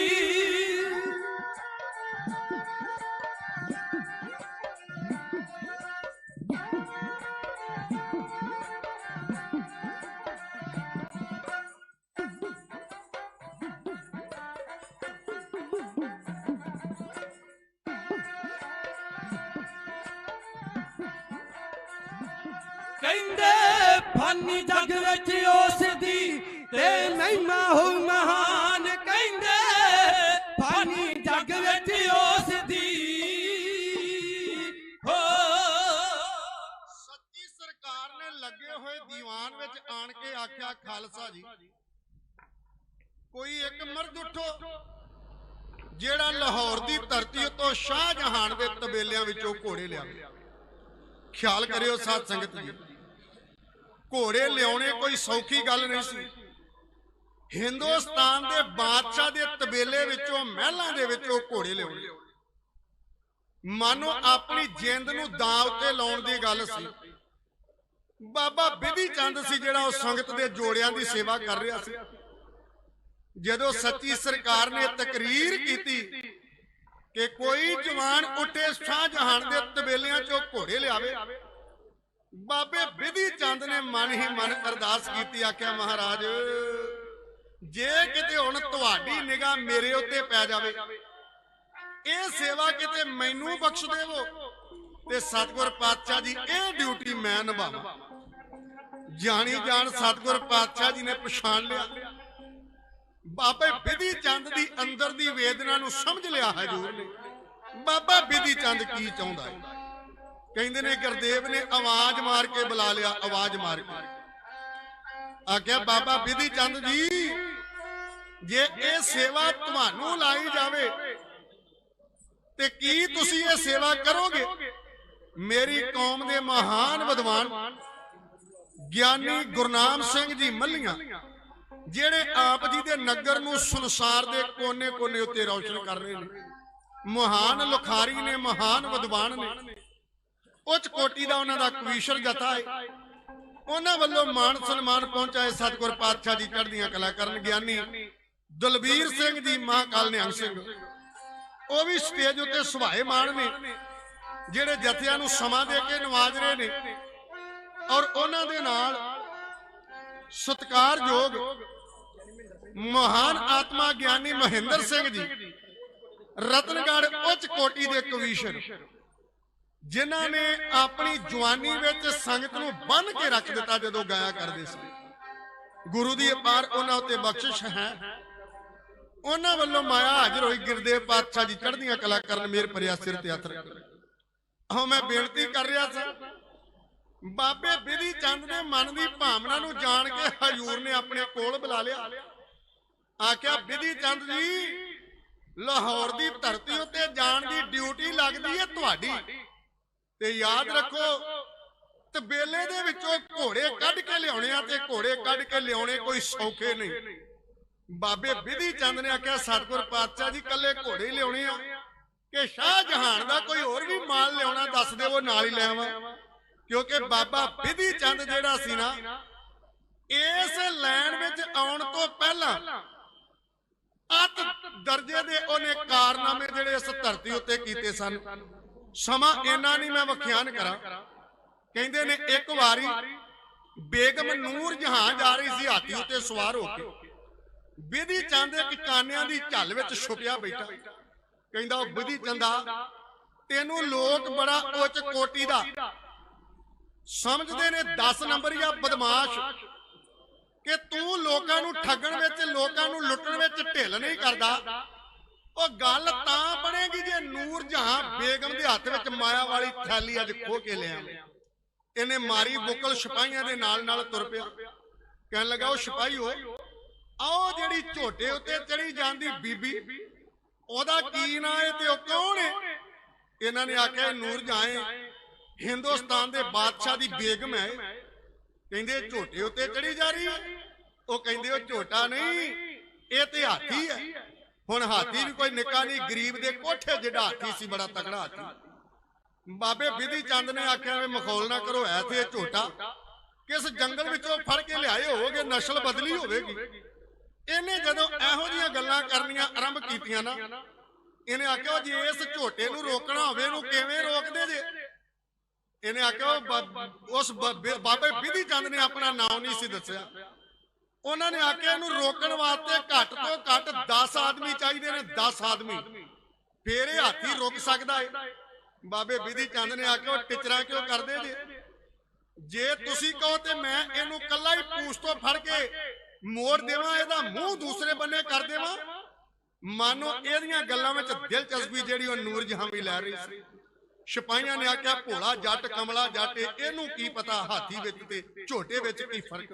ਸ਼ਾਇਦ ਇਹ ਕਹਾਵਤ ਉਦੋਂ ਹੀ ਬਣੀ ਹੋਵੇਗੀ ਕਿ ਜੱਟ ਹੋਇਆ ਘੇਸਲਾ ਖੁਦਾ ਨੂੰ ਲੈ ਗਏ ਚੋਰ। ਕਹਿੰਦੇ ਬਾਬੇ ਬਿਧੀ ਚੰਦ ਨੇ ਆਖਿਆ ਜਾ ਪੂਛ ਤੋਂ ਫੜ ਕੇ ਮੋੜ ਦੇ। ਬਾਬੇ ਬਿਧੀ ਚੰਦ ਨੇ ਹਾਥੀ ਦੀ ਪੂਛ ਤੋਂ ਅੱਧ ਕ ਜਾ ਕੇ ਹੱਥ ਪਾਇਆ, ਇੱਕ ਪੈਰ ਹਾਥੀ ਦੀ ਖੁੱਚ ਵਿੱਚ ਰੱਖਿਆ ਤੇ ਦੂਸਰੀ ਮਾਰੀ ਛਲਾਂਗ ਤੇ ਨੂਰ ਜਹਾਂ ਦੇ ਕੋਲ ਜਾ ਪਹੁੰਚਾ। ਜਾ ਕੇ ਮਾਇਆ ਵਾਲੀ ਗੋਥਲੀ ਜਿਹੜੀ ਸੀ ਖੋ ਕੇ ਕਬਜ਼ੇ ਵਿੱਚ ਕਰ ਲਈ। ਹੀਰਿਆਂ ਜਿਹੜਾ ਉਹ ਹਾਰ ਆਪਣੇ ਗਲ ਵਿੱਚ ਇਹਨੇ ਪਾਇਆ ਸੀ ਨੂਰ ਜਹਾਂ ਨੇ, ਉਹ ਵੀ ਬਾਬੇ ਬਿਧੀ ਚੰਦ ਨੇ ਖੋ ਕੇ ਆਪਣੇ ਕਬਜ਼ੇ ਵਿੱਚ ਕਰ ਲਿਆ। ਛਾਲ ਮਾਰ ਕੇ ਹਾਥੀ ਤੋਂ ਥੱਲੇ ਮਰਦ ਉਤਰ ਕੇ ਦੌੜ ਪਿਆ। ਜਦੋਂ ਇਹ ਸਿਪਾਹੀ ਜਿਹੜੇ ਸਨ ਨੂੰ ਫੜਨ ਵਾਸਤੇ ਮਗਰ ਦੌੜੇ, ਇਹਨੇ ਆਖਿਆ ਮੁੜ ਜਾਓ ਪਿੱਛੇ, ਮੈਂ ਤੇ ਤੇਜ਼ ਦੌੜਨ ਵਾਲੀ ਘੋੜੀ ਦੇ ਕੋਲੋਂ ਕਦੇ ਨਹੀਂ ਕਾਬੂ ਆਇਆ, ਤੁਹਾਡੇ ਹੱਥ ਕਦੋਂ ਆਉਣਾ ਹੈ? ਐਵੇਂ ਕਿਤੇ ਨਜਾਇਜ਼ ਨਾ ਕਿਸੇ ਨੂੰ ਕੁੱਟ ਦਿਓ। ਮੈਨੂੰ ਬਿਧੀ ਚੰਦ ਕਹਿੰਦੇ ਨੇ ਤੇ ਇਹ ਮੈਂ ਨੂਰ ਜਹਾਂ ਦੇ ਧਨ ਔਰ ਇਹਦਾ ਗਹਿਣਾ ਮੈਂ ਲੁੱਟ ਕੇ ਚੱਲਿਆ ਏ। ਉਦੋਂ ਤੋਂ ਹੀ ਬਾਬਾ ਬਿਧੀ ਚੰਦ ਹਿੰਦੁਸਤਾਨ ਦੇ ਬਾਦਸ਼ਾਹ ਦੀ ਨਜ਼ਰ ਵਿੱਚ ਰੜਕਦਾ ਸੀ। ਉਹ ਬਾਬਾ ਬਿਧੀ ਚੰਦ ਹੁਣ ਤਿਆਰ ਹੋ ਪਿਆ, ਲਾਹੌਰ ਦੀ ਧਰਤੀ ਵੱਲ ਨੂੰ ਤੁਰਿਆ। ਮਨ ਵਿੱਚ ਫੁਰਨੇ ਫੋਰਦਾ ਵਿਉਂਤ ਬਣਾਉਂਦਾ ਬਣਾਉਂਦਾ ਪਹੁੰਚ ਗਿਆ ਲਾਹੌਰ ਦੀ ਧਰਤੀ ਉੱਤੇ ਬਾਬਾ ਬਿਧੀ ਚੰਦ। ਬਿਧੀ ਚੰਦ ਨੇ ਜਾਂਦਿਆਂ ਸਾਰ ਜਾ ਕੇ ਜੀਵਨ ਸਿੱਖ ਦੇ ਘਰ ਦਾ ਦਰਵਾਜ਼ਾ ਖੜਕਾਇਆ। ਜੀਵਨ ਸਿੱਖ ਨੇ ਸਿੱਖ ਆਇਆ ਜਾਣ ਕੇ ਆਓ ਭਗਤ ਕੀਤੀ, ਸੇਵਾ ਕੀਤੀ, ਆਦਰ ਕੀਤਾ। ਆਖਿਆ ਬਾਬਾ ਬਿਧੀ ਚੰਦ ਜੀ ਕਿਵੇਂ ਆਉਣੇ ਹੋਏ? ਬਾਬੇ ਬਿਧੀ ਚੰਦ ਨੇ ਆਖਿਆ ਜੀਵਨ ਸਿੱਖਾ ਆਇਆ ਹਾਂ, ਲਾਹੌਰ ਦੇ ਬਾਦਸ਼ਾਹ ਨੇ ਜਿਹੜੇ ਘੋੜੇ ਸਿੱਖਾਂ ਕੋਲੋਂ ਖੋਏ ਨੇ ਉਹਨਾਂ ਨੂੰ ਵਾਪਸ ਲੈਣ ਵਾਸਤੇ ਆਇਆ। ਜੀਵਨ ਸਿੱਖ ਨੇ ਆਖਿਆ ਬਿਧੀ ਚੰਦਾ ਇਹ ਗੱਲ ਸੌਖੀ ਨਹੀਂ, ਹਿੰਦੁਸਤਾਨ ਦੀਆਂ ਫੌਜਾਂ ਦਾ ਪਹਿਰਾ ਹਰ ਵੇਲੇ ਉਹਨਾਂ ਘੋੜਿਆਂ ਦੇ ਉੱਤੇ ਰਹਿੰਦਾ ਏ। ਸੰਮਣ ਬੁਰਜ ਵਿੱਚ ਬੈਠਾ ਹਿੰਦੁਸਤਾਨ ਦਾ ਬਾਦਸ਼ਾਹ ਆਪ ਇਹਨਾਂ ਘੋੜਿਆਂ ਉੱਤੇ ਨਿਗਾਹ ਰੱਖਦਾ ਏ, ਉਤੋਂ ਘੋੜੇ ਕੱਢਣੇ ਨੇ ਸੌਕੇ ਨਹੀਂ। ਬਾਬੇ ਬਿਧੀ ਚੰਦ ਨੇ ਆਖਿਆ ਤੂੰ ਇੱਕ ਰੰਬੀ ਦਾ ਪ੍ਰਬੰਧ ਕਰ ਦੇ, ਇੱਕ ਮੈਨੂੰ ਦੇ ਦੇ ਕੱਪੜਾ ਜਿਹਦੇ ਵਿੱਚ ਮੈਂ ਘਾਹ ਬੰਨ ਲਵਾਂ, ਜਿਹਨੂੰ ਪੱਲੀ ਕਹਿ ਕੇ ਯਾਦ ਕੀਤਾ ਜਾਂਦਾ ਸੀ। ਗਾੜੀ ਮੈਂ ਜਾਣਾ ਤੇ ਮੇਰਾ ਪ੍ਰਮਾਤਮਾ ਜਾਣੇ। ਬਾਬੇ ਬਿਧੀ ਚੰਦ ਨੇ ਜੀਵਨ ਸਿੱਖ ਦੇ ਕੋਲੋਂ ਰੰਬੀ ਤਿਆਰ ਕਰਵਾਈ, ਇੱਕ ਲਈ ਪੱਲੀ। ਪਾਣੀ ਦੇ ਕਿਨਾਰੇ ਉੱਤੇ ਜਾ ਕੇ ਤਿੜਾਂ ਵਾਲਾ ਘਾਹ ਖੋਤਿਆ, ਘਾਹ ਦੀ ਚਿੱਲੀ ਵਰਗੀ ਪੰਡ ਚੋ ਕੇ ਦਰੋਗੇ ਦੇ ਸਾਹਮਣੇ ਕਿਲੇ ਦੇ ਬੂਹੇ ਅੱਗੇ ਜਾ ਬੈਠਾ। ਕਹਿੰਦੇ ਨੇ ਜਦੋਂ ਕੋਈ ਘਾਹ ਖਰੀਦਣ ਵਾਲਾ ਆਉਂਦਾ, ਬਾਬਾ ਬਿਧੀ ਚੰਦ ਮੁੱਲ ਇਹਨਾਂ ਦੱਸਦਾ, ਕੋਈ ਘਾਹ ਖਰੀਦਣ ਦੀ ਪਹੁੰਚ ਨਾ ਰੱਖਦਾ। ਆ ਗਿਆ ਸੌਂਦੇ ਖਾਂ ਦਰੋਗਾ ਜੀ ਦਾ ਇੰਤਜ਼ਾਰ ਸੀ। ਇਹਨੇ ਆਖਿਆ ਕਸੇਰਿਆ ਕੀ ਨਾਂ ਹੈ ਤੇਰਾ? ਬਾਬੇ ਬਿਧੀ ਚੰਦ ਨੇ ਆਖਿਆ ਮੇਰਾ ਨਾਂ ਕਸੇਰਾ। ਇਹਨੇ ਆਖਿਆ ਘਾਹ ਵੇਚਣਾ ਹੀ? ਬਾਬੇ ਬਿਧੀ ਚੰਦ ਨੇ ਆਖਿਆ ਸੱਚੀ ਸਰਕਾਰ ਵੇਚਣ ਵਾਸਤੇ ਹੀ ਲੈ ਕੇ ਆਇਆ ਏ, ਮੈਂ ਵੇਚਣਾ ਏ। ਕਹਿੰਦੇ ਕਿੰਨੇ ਪੈਸੇ ਲੈਣੇ ਆ? ਇਹਨੇ ਆਖਿਆ 1 ਰੁਪਈਆ ਲਵਾਂਗਾ ਘਾਹ ਦਾ। ਸੌਂਦੇ ਖਾਂ ਦਰੋਗੇ ਨੇ ਆਖਿਆ ਤੇਰਾ ਘਾਹ ਇੰਨਾ ਮਹਿੰਗਾ ਨਹੀਂ ਜਿੰਨਾ ਤੂੰ ਰੇਟ ਦੱਸਦਾ ਏ। ਇਹਨੇ ਆਖਿਆ ਜੀ ਲੈਣਾ ਤੁਹਾਡੀ ਮਰਜ਼ੀ, ਨਹੀਂ ਤੇ ਕੋਈ ਹੋਰ ਆ ਜਾਵੇਗਾ। ਇਹਨੇ ਆਖਿਆ ਘਾਹ ਸਾਡੇ ਆ ਗਿਆ ਪਸੰਦ, ਲਵਾਂਗੇ ਅਸੀਂ, ਪਰ ਪੈਸੇ ਤੈਨੂੰ ਫੇਰ ਦੇਵਾਂਗੇ ਜੇ ਘਾਹ ਘੋੜੇ ਖਾ ਲੈਣਗੇ। ਇਹਨੇ ਆਖਿਆ ਮੈਨੂੰ ਮਨਜ਼ੂਰ ਏ। ਸੌਂਦੇ ਖਾਂ ਦਰੋਗਾ ਨੌਕਰ ਦੇ ਸਿਰ ਉੱਤੇ ਚਿੱਲੀ ਵਰਗੀ ਘਾਹ ਦੀ ਪੰਡ ਚੁੱਕ ਕੇ ਲਗਾ ਤੁਰਨ। ਬਾਬੇ ਬਿਧੀ ਚੰਦ ਨੇ ਆਖਿਆ ਥਾਣੇਦਾਰ ਜੀ ਐਵੇਂ ਤਾਂ ਨਹੀਂ ਗੱਲ ਬਣਨੀ। ਇਹਨਾਂ ਆਖਿਆ ਫਿਰ ਕਿਵੇਂ ਬਣਨੀ? ਬਾਬੇ ਬਿਧੀ ਚੰਦ ਨੇ ਆਖਿਆ ਜੇ ਤੁਹਾਡੇ ਘੋੜਿਆਂ ਘਾਹ ਖਾ ਲਿਆ, ਤੁਸੀਂ ਆਣ ਕੇ ਮੈਨੂੰ ਝੂਠ ਬੋਲ ਦਿੱਤਾ ਘੋੜਿਆਂ ਘਾਹ ਨਹੀਂ ਖਾਦਾ। ਗਰੀਬ ਤੇ ਮਾਰਿਆ ਗਿਆ ਨਾ, ਮੇਰੇ ਤੇ ਮਾਇਆ ਡੁੱਬ ਗਈ ਨਾ, ਮੈਂ ਜਾਵਾਂਗਾ ਨਾਲ ਤੇ ਆਪਣੀ ਹੱਥੀ ਘੋੜਿਆਂ ਨੂੰ ਘਾਹ ਪਾਵਾਂਗਾ। ਬਾਬੇ ਬਿਧੀ ਚੰਦ ਨੇ ਸਿਰ ਉੱਤੇ ਚੁੱਕ ਲਈ ਪੰਡ, ਕਿਲੇ ਦੇ ਅੰਦਰ ਹੋ ਗਿਆ ਦਾਖਲ। ਜਾਂਦਿਆਂ ਸਾਰ ਘੋੜਿਆਂ ਦੇ ਪਿੰਡੇ ਉੱਤੇ ਖਰਕਣਾ ਫੇਰਨਾ ਆਰੰਭ ਕੀਤਾ। ਹੌਲੀ ਦੇਣੀ ਕੰਨ ਵਿੱਚ ਆਖਿਆ ਜਿੱਤੇ ਪਹੁੰਚਾਉਣ ਦੇ ਯੋਗ ਸੀ, ਮੈਂ ਉਸੇ ਸੱਚੀ ਸਰਕਾਰ ਦਾ ਸਿੱਖ ਆਇਆ ਏ। ਬਹੁਤ ਜਲਦੀ ਤੁਹਾਨੂੰ ਇਹਨਾਂ ਤਬੇਲਿਆਂ ਵਿੱਚੋਂ ਲੈ ਕੇ ਗੁਰੂ ਹਰਗੋਬਿੰਦ ਪਾਤਸ਼ਾਹ ਦੇ ਚਰਨਾਂ ਵਿੱਚ ਪਹੁੰਚਾ ਦੇਵਾਂਗਾ। ਇਹਨੇ ਬਾਲਟੀ ਸਾਫ਼ ਕੀਤੀ, ਖੁਰਲੀ ਸਾਫ਼ ਕੀਤੀ, ਘੋੜਿਆਂ ਨੇ ਹੁਣ ਪਾਣੀ ਵੀ ਪੀ ਲਿਆ ਤੇ ਘਾਹ ਵੀ ਖਾ ਲਿਆ।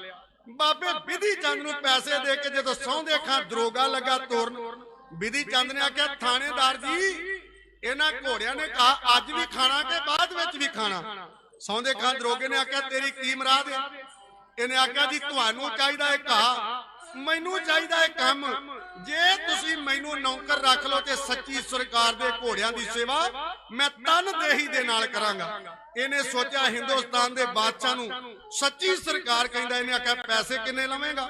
ਬਾਬੇ ਬਿਧੀ ਚੰਦ ਨੇ ਆਖਿਆ ਪੈਸੇ ਪੂਸੇ ਵੇਖੇ ਜਾਣਗੇ, ਇੱਕੇ ਵਾਰੀ ਹਿਸਾਬ ਕਿਤਾਬ ਕਰਕੇ ਜਾਵਾਂਗਾ, ਰੋਜ਼ ਮੈਨੂੰ ਪੈਸੇ ਦੀ ਲੋੜ ਨਹੀਂ। ਬਾਬੇ ਬਿਧੀ ਚੰਦ ਨੇ ਤਰੀਕੇ ਦੇ ਨਾਲ ਕਿਲੇ ਦੇ ਅੰਦਰ ਦਾਖਲ ਹੋ ਗਿਆ।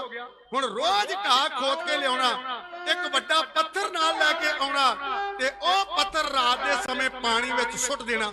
ਇੱਕ ਦਿਨ ਸੁੱਟਿਆ, 2 ਦਿਨ ਸੁੱਟੇ, ਸਿਪਾਹੀ ਉੱਠੇ ਕਿ ਕੋਈ ਚੀਜ਼ ਆਈ ਹੈ ਜਾਂ ਕੋਈ ਇਨਸਾਨ ਆਇਆ ਹੈ, ਜਦੋਂ ਤੱਕਣਾ ਕੁਝ ਵੀ ਨਾ ਹੋਣਾ। ਇਹ ਰੋਜ਼ ਦੇ ਆਦੀ ਹੋ ਗਏ ਕਿ ਰੋਜ਼ ਹੀ ਖੜਾਕ ਆਉਂਦਾ ਹੈ, ਮਗਰਮੱਛ ਹੋਵੇਗੀ, ਪਾਣੀ ਵਿੱਚ ਕੋਈ ਜਾਨਵਰ ਹੋਵੇਗਾ। ਆਖਿਰਕਾਰ ਇੱਕ ਦਿਨ ਬਾਬੇ ਬਿਧੀ ਚੰਦ ਨੇ ਆਖਿਆ ਥਾਣੇਦਾਰ ਜੀ ਆਹ ਘੋੜੇ ਬੜੇ ਕੀਮਤੀ ਨੇ, ਇਹਨਾਂ ਦੇ ਉੱਤੇ ਜਦੋਂ ਸਵਾਰ ਹੋਣਾ ਹੋਵੇ ਬੋਰੀ ਪਾਉਂਦੇ ਜੇ ਕਿ ਖੇਸ? ਇਹਨਾਂ ਨੇ ਆਖਿਆ ਨਹੀਂ ਓਏ, 1.25 ਲੱਖ ਦੀ ਹੀਰਿਆਂ ਜਿਹੜੀ ਕਾਠੀ ਜਿਹੜੀ ਇਹਨਾਂ ਘੋੜਿਆਂ ਉੱਤੇ ਪਾਉਣ ਵਾਸਤੇ ਉਹ ਰੱਖੀ ਉਹਨਾਂ ਦੇ, ਇਹ ਉਹਦੇ ਉੱਤੇ ਪਾ ਕੇ ਫੇਰ ਖੜਿਆ ਜਾਂਦਾ ਹੈ। ਇਹਨਾਂ ਆਖਿਆ ਝੂਠ ਕਿਉਂ ਮਾਰਦੇ, ਜੇ ਸਾਡੇ 50 ਪੈਸਿਆਂ ਦੀ ਕਾਠੀ ਮਿਲ ਜਾਂਦੀ ਘੋੜੇ ਉੱਤੇ ਪਾਉਣ ਲਈ, ਮਹਿੰਗੀ ਹੋਵੇਗੀ ਤੇ 1.5 ਰੁਪਏ ਦੀ ਆ ਜਾਵੇਗੀ, ਇਹਦੇ ਤੋਂ ਮਹਿੰਗੀ ਤੇ ਹੋਰ ਕੋਈ ਕਾਠੀ ਨਹੀਂ। ਇਹਨਾਂ ਆਖਿਆ ਉਹ ਕਸੇਰਿਆ ਤੂੰ ਕੀ ਜਾਣੇ?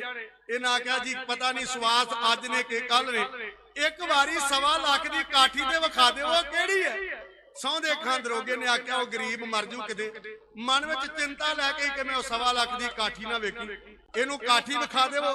ਖੋਲਿਆ ਤੋਸਾ ਖਾਨਾ, ਵਿੱਚੋਂ ਕੱਢੀ ਕਾਠੀ ਤੇ ਬਾਬੇ ਬਿਧੀ ਚੰਦ ਨੇ ਉੱਤੇ ਹੱਥ ਫੇਰ ਕੇ ਆਖਿਆ ਜੀ ਉੱਤੇ ਮੱਕੀ ਦੇ ਦਾਣੇ ਕਾਹਦੇ ਵਾਸਤੇ ਲਾਏ ਆ? ਕਹਿੰਦੇ ਤੇ ਕਮਲਾ ਜੱਟ ਭੋਲਾ ਜੱਟ ਹੀਰੇ ਜਵਾਹਰ ਰਾਤਾਂ ਨੂੰ ਵੀ ਮੱਕੀ ਦੇ ਦਾਣੇ ਦੱਸਦਾ ਏ। ਇਹਨਾਂ ਨੇ ਫੇਰ ਕਾਠੀ ਜਿਹੜੀ ਸੀ ਉੱਤੇ ਰੱਖ ਦਿੱਤੀ। ਟਿਕਾਣਾ ਵੇਖਣਾ ਸੀ ਮਰਦ ਨੇ, ਕਾਠੀ ਆਖਰ ਹੈ ਕਿਤੇ। ਆਓ ਇੱਧਰ ਬਾਬੇ ਬਿਧੀ ਚੰਦ ਨੂੰ ਸੇਵਾ ਕਰਦਿਆਂ ਸਮਾਂ ਹੋ ਗਿਆ ਚੋਖਾ। ਇੱਕ ਦਿਨ ਹਿੰਦੁਸਤਾਨ ਦਾ ਬਾਦਸ਼ਾਹ ਆਇਆ ਤਬੇਲੇ ਦੇ ਵਿੱਚ, ਘੋੜਿਆਂ ਦੀ ਸੁੰਦਰਤਾ ਵੇਖ ਕੇ ਮਨ ਮੋਹਿਆ ਗਿਆ। ਵੇਖਿਆ ਕਿ ਸਿਰੇ ਨੂੰ ਤੱਤਾ ਹੋਇਆ, ਆਖਣ ਲੱਗਾ ਸਹੁੰਦੇ ਖਾਂ ਆ ਨਵਾਂ ਇਨਸਾਨ ਇੱਥੇ ਤਬੇਲਿਆਂ ਵਿੱਚ ਕੀ ਕਰ ਰਿਹਾ ਹੈ? ਇਹਨਾਂ ਆਖਿਆ ਸੱਚੀ ਸਰਕਾਰ ਇਹ ਤੁਹਾਡੇ ਘੋੜਿਆਂ ਦਾ ਸੇਵਾਦਾਰ ਮੁਫਤ ਵਿੱਚ ਮਿਲ ਗਿਆ ਸੀ, ਨੌਕਰ ਰੱਖ ਲਿਆ, ਨਾਲੇ ਤੁਹਾਨੂੰ ਸੱਚੇ ਪਾਤਸ਼ਾਹ ਕਹਿ ਕੇ ਪੁਕਾਰਦਾ, ਯਾਦ ਬੜਾ ਕਰਦਾ ਹੈ, ਤੁਹਾਡਾ ਆਦਰ ਬੜਾ ਕਰਦਾ ਹੈ।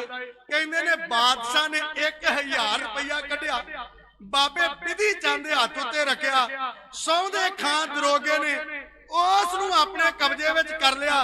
ਆਖਣ ਲੱਗਾ ਉਹ ਕਸੇਰਿਆ, ਇਸ ਬਾਦਸ਼ਾਹ ਦੇ ਕੋਲੋਂ ਅੱਜ ਤੱਕ ਜੇ ਕਿਸੇ ਨੂੰ ਕੁਝ ਮਿਲਿਆ ਹੈ ਨਾ ਤੇ ਕੇਵਲ ਇਹ ਤੋਂ ਮੌਤ ਦੀ ਸਜ਼ਾ, ਫਾਂਸੀ ਦੀ ਸਜ਼ਾ, ਜੇਲ੍ਹ ਦੀ ਸਜ਼ਾ ਮਿਲੀ, ਹੋਰ ਕੁਝ ਨਹੀਂ ਮਿਲਿਆ। ਇਹ ਹੁਣ ਤੈਨੂੰ ਕਰਨੀ ਪਵੇਗੀ ਪਾਲਟੀ।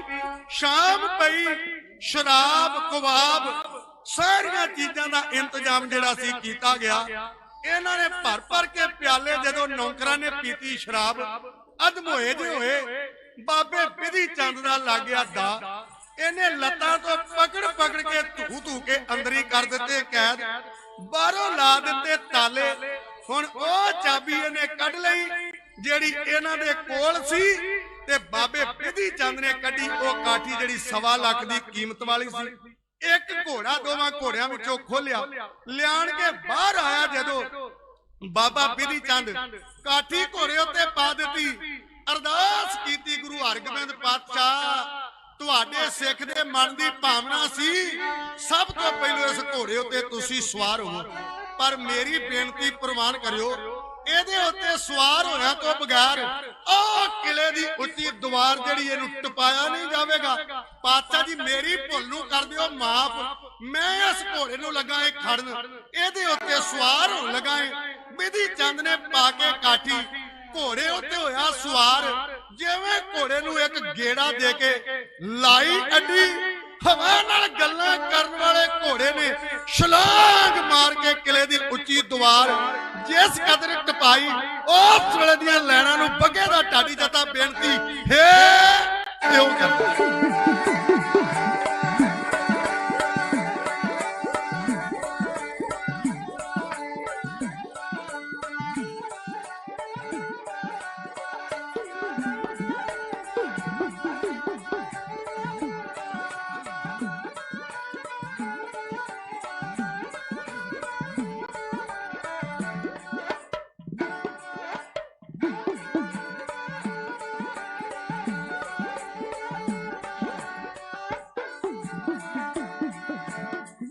ਬਿਧੀ ਚੰਦ ਆਹੋ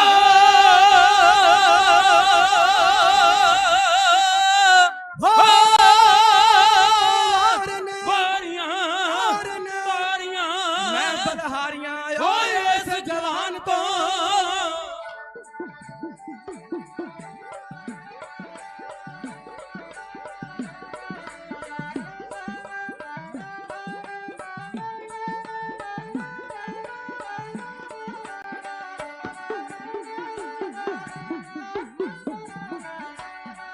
ਬਿਧੀ ਚੰਦ ਨੇ ਚੰਡਾਲਾਂ ਵਾਲੀ ਚੌਂਕੜੀ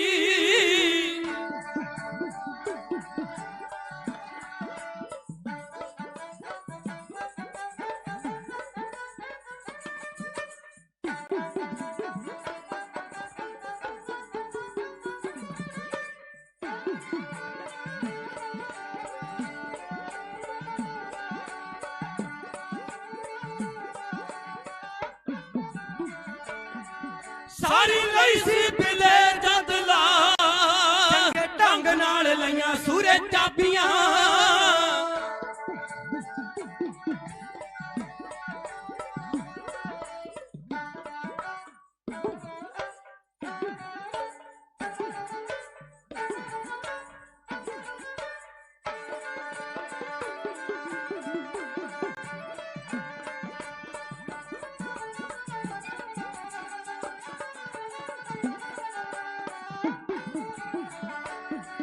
ਚੰਗੇ ਢੰਗ ਨਾਲ ਲਈਆਂ ਸੂਰੇ ਚਾਬੀਆਂ, ਓ ਵੀਰਨ ਮੇਰੇ ਸੁਭ ਵੀ ਮੇਲੇ ਹੋਣਗੇ ਹੋਏ ਇਸ ਜਹਾਨ ਤੇ ਓ ਪੈੜਾਂ ਕੂੜੀਆਂ।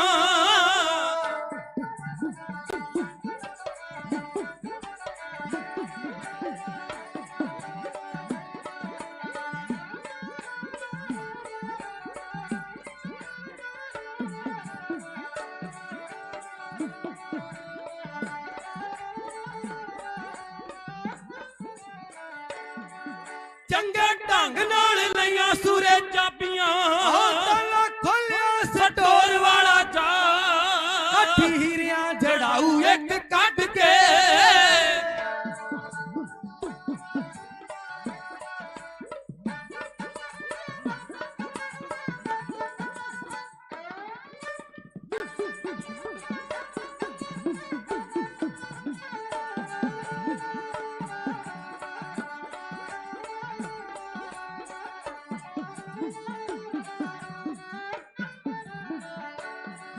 ਕਾਠੀ ਹੀਰਿਆਂ ਜੜਾਊ ਇੱਕ ਕੱਢ ਕੇ, ਬੜੇ ਦਿਲ ਬਾਗੀ ਉੱਤੇ ਲਈ ਪਾ, ਚਾਰ ਚੜੇ ਜਿਉ ਜੋ ਕਰਦਾ ਤਿਆਰੀਆਂ।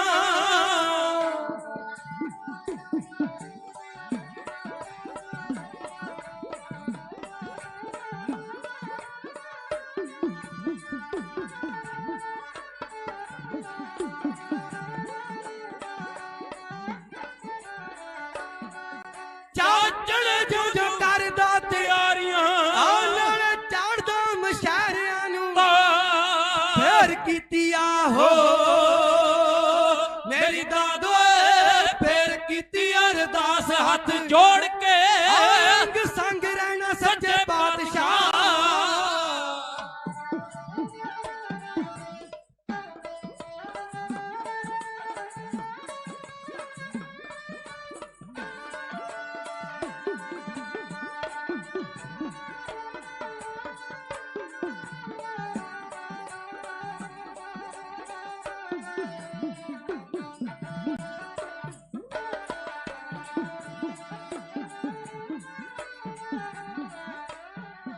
ਫੇਰ ਕੀਤੀ ਅਰਦਾਸ ਹੱਥ ਜੋੜ ਕੇ, ਕੀਤੀ ਅਰਦਾਸ ਹੱਥ ਜੋੜ ਕੇ ਅੰਗ ਸੰਗ ਰਹਿਣਾ ਸੱਚੇ ਪਾਤਸ਼ਾਹ।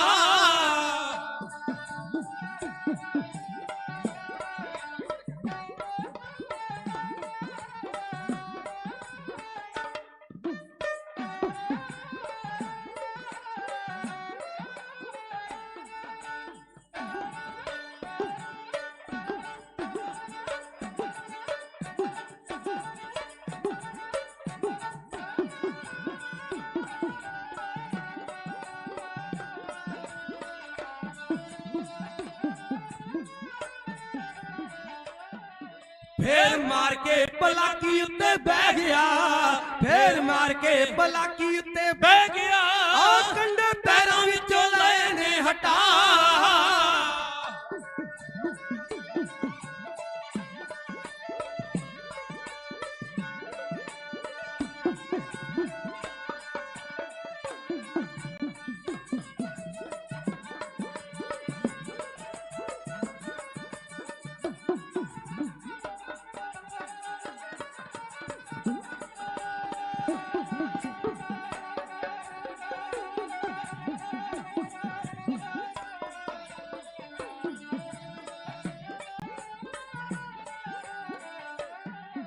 ਅੱਡੀ ਮਾਰ ਵਾਗਾ ਘੋੜੇ ਦੀਆਂ ਟੁੰਬੀਆਂ, ਮਾਰ ਵਾਗਾ ਘੋੜੇ ਦੀਆਂ ਟੁੰਬੀਆਂ ਦਿੱਤਾ ਕਿਲੇ ਵਾਲੀ ਕੰਧ ਤੋਂ ਟਪਾ।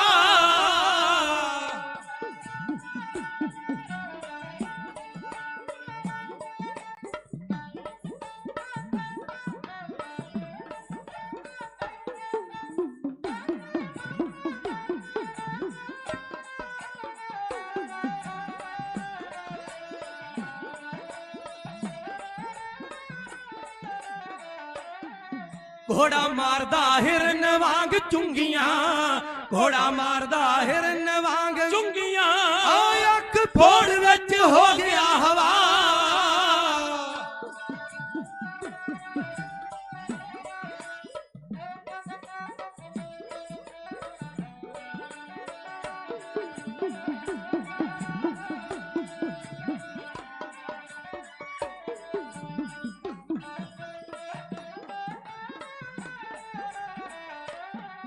ਫਾਨੀ ਧਨ ਧਨ ਬਿਧੀ ਚੰਦ ਸੂਰਮਾ, ਧਨ ਧਨ ਬਿਧੀ ਚੰਦ ਸੂਰਮਾ ਆ ਚੰਗਾ ਲਾਇਆ ਮੁਗਲਾਂ ਨੂੰ ਦਾ। ਯਾਦ ਰਹਿੰਦੀਆਂ ਰਹਿੰਦੀਆਂ ਯੋਧਾ ਤੇਰੀਆਂ, ਜੱਗ ਵਿੱਚ ਰਹਿੰਦੀਆਂ ਬਹਾਦਰਾ ਤੇਰੀਆਂ। ਹਾਂ ਜੀ ਹਾਂ ਵਾਰਾਂ ਤੇਰੀਆਂ ਜਾਂ ਫਾਨੀ ਧਨ ਧਨ ਬਿਧੀ ਚੰਦ ਸੂਰਮਾ, ਚੰਗਾ ਲਾਇਆ ਮੁਗਲਾਂ ਨੂੰ ਦਾ। ਬਾਬੇ ਬਿਧੀ ਚੰਦ ਨੇ ਇੱਕ ਘੋੜਾ ਜਿਹੜਾ ਸੀ ਉਹ ਸਤਿਗੁਰ ਪਾਤਸ਼ਾਹ ਦੇ ਚਰਨਾਂ ਵਿੱਚ ਲੈ ਆਂਦਾ। ਇਧਰੋਂ ਦੂਸਰਾ ਅਦਾਸ ਹੋ ਗਿਆ। ਸਤਿਗੁਰ ਪਾਤਸ਼ਾਹ ਜੀ ਨੇ ਆਖਿਆ ਬਾਬਾ ਬਿਧੀ ਚੰਦ ਜੀ ਹੁਣ ਦੂਸਰਾ ਘੋੜਾ ਲਿਆਉਣ ਦੀ ਵੀ ਜਲਦੀ ਤਿਆਰੀ ਕਰੋ। ਅੱਗੇ ਕੀ ਹੋਇਆ, ਘੋੜਾ ਦੂਸਰਾ ਬਾਬੇ ਬਿਧੀ ਚੰਦ ਨੇ ਕਿਵੇਂ ਲਿਆਂਦਾ? ਸਮਾਂ ਇਜਾਜ਼ਤ ਨਹੀਂ ਦਿੰਦਾ, ਦਿੱਤਾ ਹੋਇਆ ਸਮਾਂ ਐਨ ਸਮਾਪਤ ਹੋ ਚੁੱਕਾ ਹੈ। ਧੰਨਵਾਦ ਕਰਦਾ ਹਾਂ ਸ਼੍ਰੀਮਾਨ ਸੰਤ ਬਾਬਾ ਜਥੇਦਾਰ ਗੱਜਣ ਸਿੰਘ ਜੀਆਂ ਦਾ ਔਰ ਸਟੇਜ ਦੇ ਸੰਚਾਲਕ ਗਿਆਨੀ ਦਲਵੀਰ ਸਿੰਘ ਜੀ ਧੂਲਕਾ ਸਾਹਿਬ, ਮੇਰੇ ਬਹੁਤ ਹੀ ਸਤਿਕਾਰਯੋਗ ਗਿਆਨੀ ਜੋਗਿੰਦਰ ਸਿੰਘ ਜੀ ਗਗੜੇਵਾਲ, ਜਿਹੜੇ ਆਪਣੀ ਮਿਸਾਲ ਆਪ ਸਨ, ਉੱਚ ਕੋਟੀ ਦੇ ਕਵੀਸ਼ਰ ਸਨ, ਵਿਦਵਾਨ ਸਨ। ਉਹਨਾਂ ਦੇ ਨਾਂ ਤੋਂ ਉਹਨਾਂ ਦੇ ਬੇਟੇ ਡਾਕਟਰ ਸਾਹਿਬਾਨ ਜਿਹੜੇ ਕਵੀਸ਼ਰੀ ਯੁੱਗ ਵਿੱਚ ਅੱਜ ਸੇਵਾ ਕਰ ਰਹੇ ਨੇ, ਗਿਆਨੀ ਕਿਰਪਾਲ ਸਿੰਘ ਜੀ, ਉਹਨਾਂ ਵੱਲੋਂ ਮਾਣ ਪਹੁੰਚਾਇਆ। ਸਤਿਗੁਰ ਪਾਤਸ਼ਾਹ ਜੀ ਚੜ੍ਹਦੀਆਂ ਕਲਾ ਕਰਨ, ਮਿਹਰ ਭਰਿਆ ਸਿਰ ਤੇ ਹੱਥ ਰੱਖਣ। ਸੰਗਤਾਂ ਦਾ ਧੰਨਵਾਦ, ਸਾਊਂਡ ਵਾਲੇ ਵੀਰ ਦਾ ਧੰਨਵਾਦ, ਨਰਵੈਰ ਟੀਵੀ ਚੈਨਲ ਦਾ ਧੰਨਵਾਦ। ਬਹੁਤ ਵੱਡੀ ਸੇਵਾ ਸਤਿਕਾਰਯੋਗ ਮੇਰੇ ਵੀਰ ਕਰਦੇ ਨੇ, ਮਲਾਪੜੇ ਵੀ ਬੜੇ ਨੇ, ਜਿਵੇਂ ਕਹਿ ਲਈਏ ਉਵੇਂ ਮੰਨ ਵੀ ਜਾਂਦੇ ਨੇ। ਜਦੋਂ ਵੀ ਕਿਤੇ ਸੇਵਾ ਲੈਣੀ ਪਵੇ ਉਦੋਂ ਉਸੇ ਵੇਲੇ ਹਾਂ ਕਰ ਦਿੰਦੇ ਨੇ। ਮੈਂ ਇਹਨਾਂ ਦਾ ਧੰਨਵਾਦ ਕਰਦਾ ਹਾਂ, ਕਿਉਂਕਿ ਅੱਜ ਦੇ ਯੁੱਗ ਵਿੱਚ ਮੀਡੀਆ ਦੀ ਅਤੀ ਜ਼ਰੂਰਤ ਹੈ। ਜਿੱਥੇ ਕੋਈ ਗੱਲ ਨਹੀਂ ਪਹੁੰਚ ਸਕਦੀ ਉੱਥੇ ਮੀਡੀਆ ਪਹੁੰਚਾ ਦਿੰਦਾ ਹੈ। ਜੇ ਅੱਜ ਮੀਡੀਆ ਸਾਡੇ ਕੋਲ ਨਾ ਹੁੰਦਾ, ਕਿਸਾਨ ਅੰਦੋਲਨ ਨੂੰ ਇੰਨਾ ਵੱਡਾ ਹੰਗਾਰਾ ਨਾ ਮਿਲਦਾ। ਜੇ ਮੀਡੀਆ ਸਾਡੇ ਕੋਲ ਨਾ ਹੁੰਦਾ, ਸਾਡੇ ਹੱਕ ਸਾਨੂੰ ਨਾ ਮਿਲਦੇ। ਜੇ ਮੀਡੀਆ ਨਾ ਸਾਡੇ ਕੋਲ ਹੁੰਦਾ, ਅਨੇਕਾਂ ਗਰੀਬ ਘਰਾਂ ਵਿੱਚ ਰੁਲ ਰਹੇ ਨੇ, ਉਹਨਾਂ ਦੀ ਸਾਰ ਕੋਈ ਨਾ ਲੈਂਦਾ। ਆ ਪਰਸੋਂ ਦੀ ਗੱਲ ਹੈ, ਚਵਿੰਡੇ ਦੀ ਧਰਤੀ ਉੱਤੇ ਕੁਦਰਤ ਦੀ ਕਰੋਪੀ ਕਹਿ ਲਿਆ ਜਾਵੇਗਾ ਉਸ ਪਰਿਵਾਰ ਨੂੰ। 2 ਬੱਚੀਆਂ, ਦੋਵੇਂ ਅਪਾਜ, ਤੇ ਸਤਿਗੁਰ ਪਾਤਸ਼ਾਹ ਜੀ ਦੇ ਵੱਲੋਂ ਹੀ ਉਹਨਾਂ ਦੀ ਬੁੱਧੀ ਜਿਹੜੀ ਉਹ ਵੀ ਕੰਮ ਨਹੀਂ ਕਰਦੀ। ਇੱਕ ਉਹਨਾਂ ਦਾ ਭਰਾ, ਉਹ ਵੀ ਇਸੇ ਤਰ੍ਹਾਂ ਹੀ ਕੱਲੀ ਮਾਂ ਹੈ ਜਿਹੜੀ ਬਾਬਾ ਬੁੱਢਾ ਸਾਹਿਬ ਦੇ ਦਰਬਾਰ ਦੇ ਗਾੜੀ ਜਾ ਕੇ ਖੜੀ ਹੁੰਦੀ ਏ ਤੇ 2-2 10-10 20-20 ਰੁਪਏ ਇਕੱਠੇ ਕਰਕੇ ਲਿਆ ਕੇ ਤੇ ਉਹਨਾਂ ਦਾ ਪੇਟ ਭਰਦੀ ਹੈ। ਸਾਨੂੰ ਮੌਕਾ ਮਿਲਿਆ ਉਹਨਾਂ ਦੀ ਸੇਵਾ ਕਰਨ ਦਾ। ਗੁਰਮੇਰ ਸੇਵਾ ਕਮੇਟੀ ਦਾਸ ਦੀ ਉਹਦੇ ਵਿੱਚ ਸੇਵਾ ਕਰੀਦੀ ਹੈ। ਉਹਨਾਂ ਦੀ ਸੇਵਾ ਕਰਨ ਦਾ ਮੌਕਾ ਮਿਲਿਆ। ਮੈਂ ਆਪਣੇ ਆਪ ਨੂੰ ਔਰ ਆਪਣੀ ਟੀਮ ਨੂੰ ਵਡਭਾਗਾ ਮੰਨਿਆ। ਇਹੋ ਜਿਹੀਆਂ ਰੂਹਾਂ ਜਿਹੜੀਆਂ ਨੇ ਉਹ ਵੀ ਟੀਵੀ ਚੈਨਲ ਵਾਲੇ ਹੀ ਉਹਨਾਂ ਨੂੰ ਸੰਗਤਾਂ ਵਿੱਚ ਜਾਗਰੂਕ ਕਰਦੇ ਨੇ। ਮੈਂ ਇਹਨਾਂ ਦਾ ਵਿਸ਼ੇਸ਼ ਤੌਰ ਤੇ ਧੰਨਵਾਦ ਕਰਦਾ ਹਾਂ। ਨਾਲ ਹੀ ਮੈਂ ਬੇਨਤੀ ਕਰਾਂਗਾ, ਇੱਥੇ ਵੀ ਸਾਨੂੰ 1-2 ਥਾਵਾਂ ਤੇ ਭਾਈ ਮਨਜੀਤ ਸਿੰਘ ਜੀ ਤੁਹਾਡੀ ਲੋੜ ਪੈਣੀ ਹੈ, ਜਰੂਰ ਸਾਨੂੰ ਮੌਕਾ ਬਖਸ਼ਿਓ। ਤੇ ਕੋਟਾਨਾ ਕੋਟ ਧੰਨਵਾਦ ਸਾਹਿਬ ਸ੍ਰੀ ਗੁਰੂ ਗ੍ਰੰਥ ਸਾਹਿਬ ਜੀ ਦਾ ਕਰਦਾ, ਆਪ ਜੀਆਂ ਦੇ ਨਾਲ ਫਤਿਹ ਦੀ ਸਾਂਝ ਕਰਦਾ ਹਾਂ। ਆਉਣ ਵਾਲੇ ਜਥੇ ਨੂੰ ਜੀ ਆਇਆਂ ਕਹਿਣਾ ਹਾਂ। ਮਹਾਂਪੁਰਸ਼ਾਂ ਨੇ ਬਹੁਤ ਵੱਡਾ ਪ੍ਰਬੰਧ ਕੀਤਾ ਹੈ, ਵੱਡਾ ਦੀਵਾਨ ਹਾਲ ਵੀ ਬਣਾ ਦਿੱਤਾ ਹੈ, ਲੰਗਰ ਵੀ ਵਧੀਆ ਤਰੀਕੇ ਦੇ ਚੱਲ ਰਹੇ ਨੇ ਤੇ ਪਰ ਸੰਗਤ ਦੀ ਗਿਣਤੀ ਸਵਾਈ ਹੈ। ਸੰਗਤ ਜੀ, ਪ੍ਰਬੰਧਕਾਂ ਦਾ ਕੰਮ ਹੈ ਜਥੇ ਬੁਲਾ ਲੈਣੇ, ਬੈਠਣ ਵਾਸਤੇ ਪ੍ਰਬੰਧ ਕਰ ਦੇਣਾ, ਮੀਡੀਆ ਜਾਂ ਸੌਣ ਦਾ ਪ੍ਰਬੰਧ ਕਰ ਦੇਣਾ। ਸੁਣਨਾ ਤੁਸੀਂ ਆਪ ਹੈ, ਵੱਧ ਤੋਂ ਵੱਧ ਦੀਵਾਨਾਂ ਵਿੱਚ ਹਾਜ਼ਰੀ ਭਰਿਆ ਕਰੋ। ਮੇਰੇ ਨਾਲ ਫਤਿਹ ਬੁਲਾਓ। ਆਉਣ ਵਾਲੇ ਜਥੇ ਨੂੰ ਜੀ ਆਇਆਂ ਕਹਿੰਦਾ, ਫਤਿਹ ਦੀ ਸਾਂਝ ਕਰਦਾ ਹਾਂ। ਜੋਗ ਉੱਤਰ ਦੇ ਕੇ ਧੰਨਵਾਦੀ ਬਣਾਇਓ। ਗੱਜ ਕੇ ਗਜਾਓ ਜੀ। ਵਾਹਿਗੁਰੂ ਜੀ ਕਾ ਖਾਲਸਾ।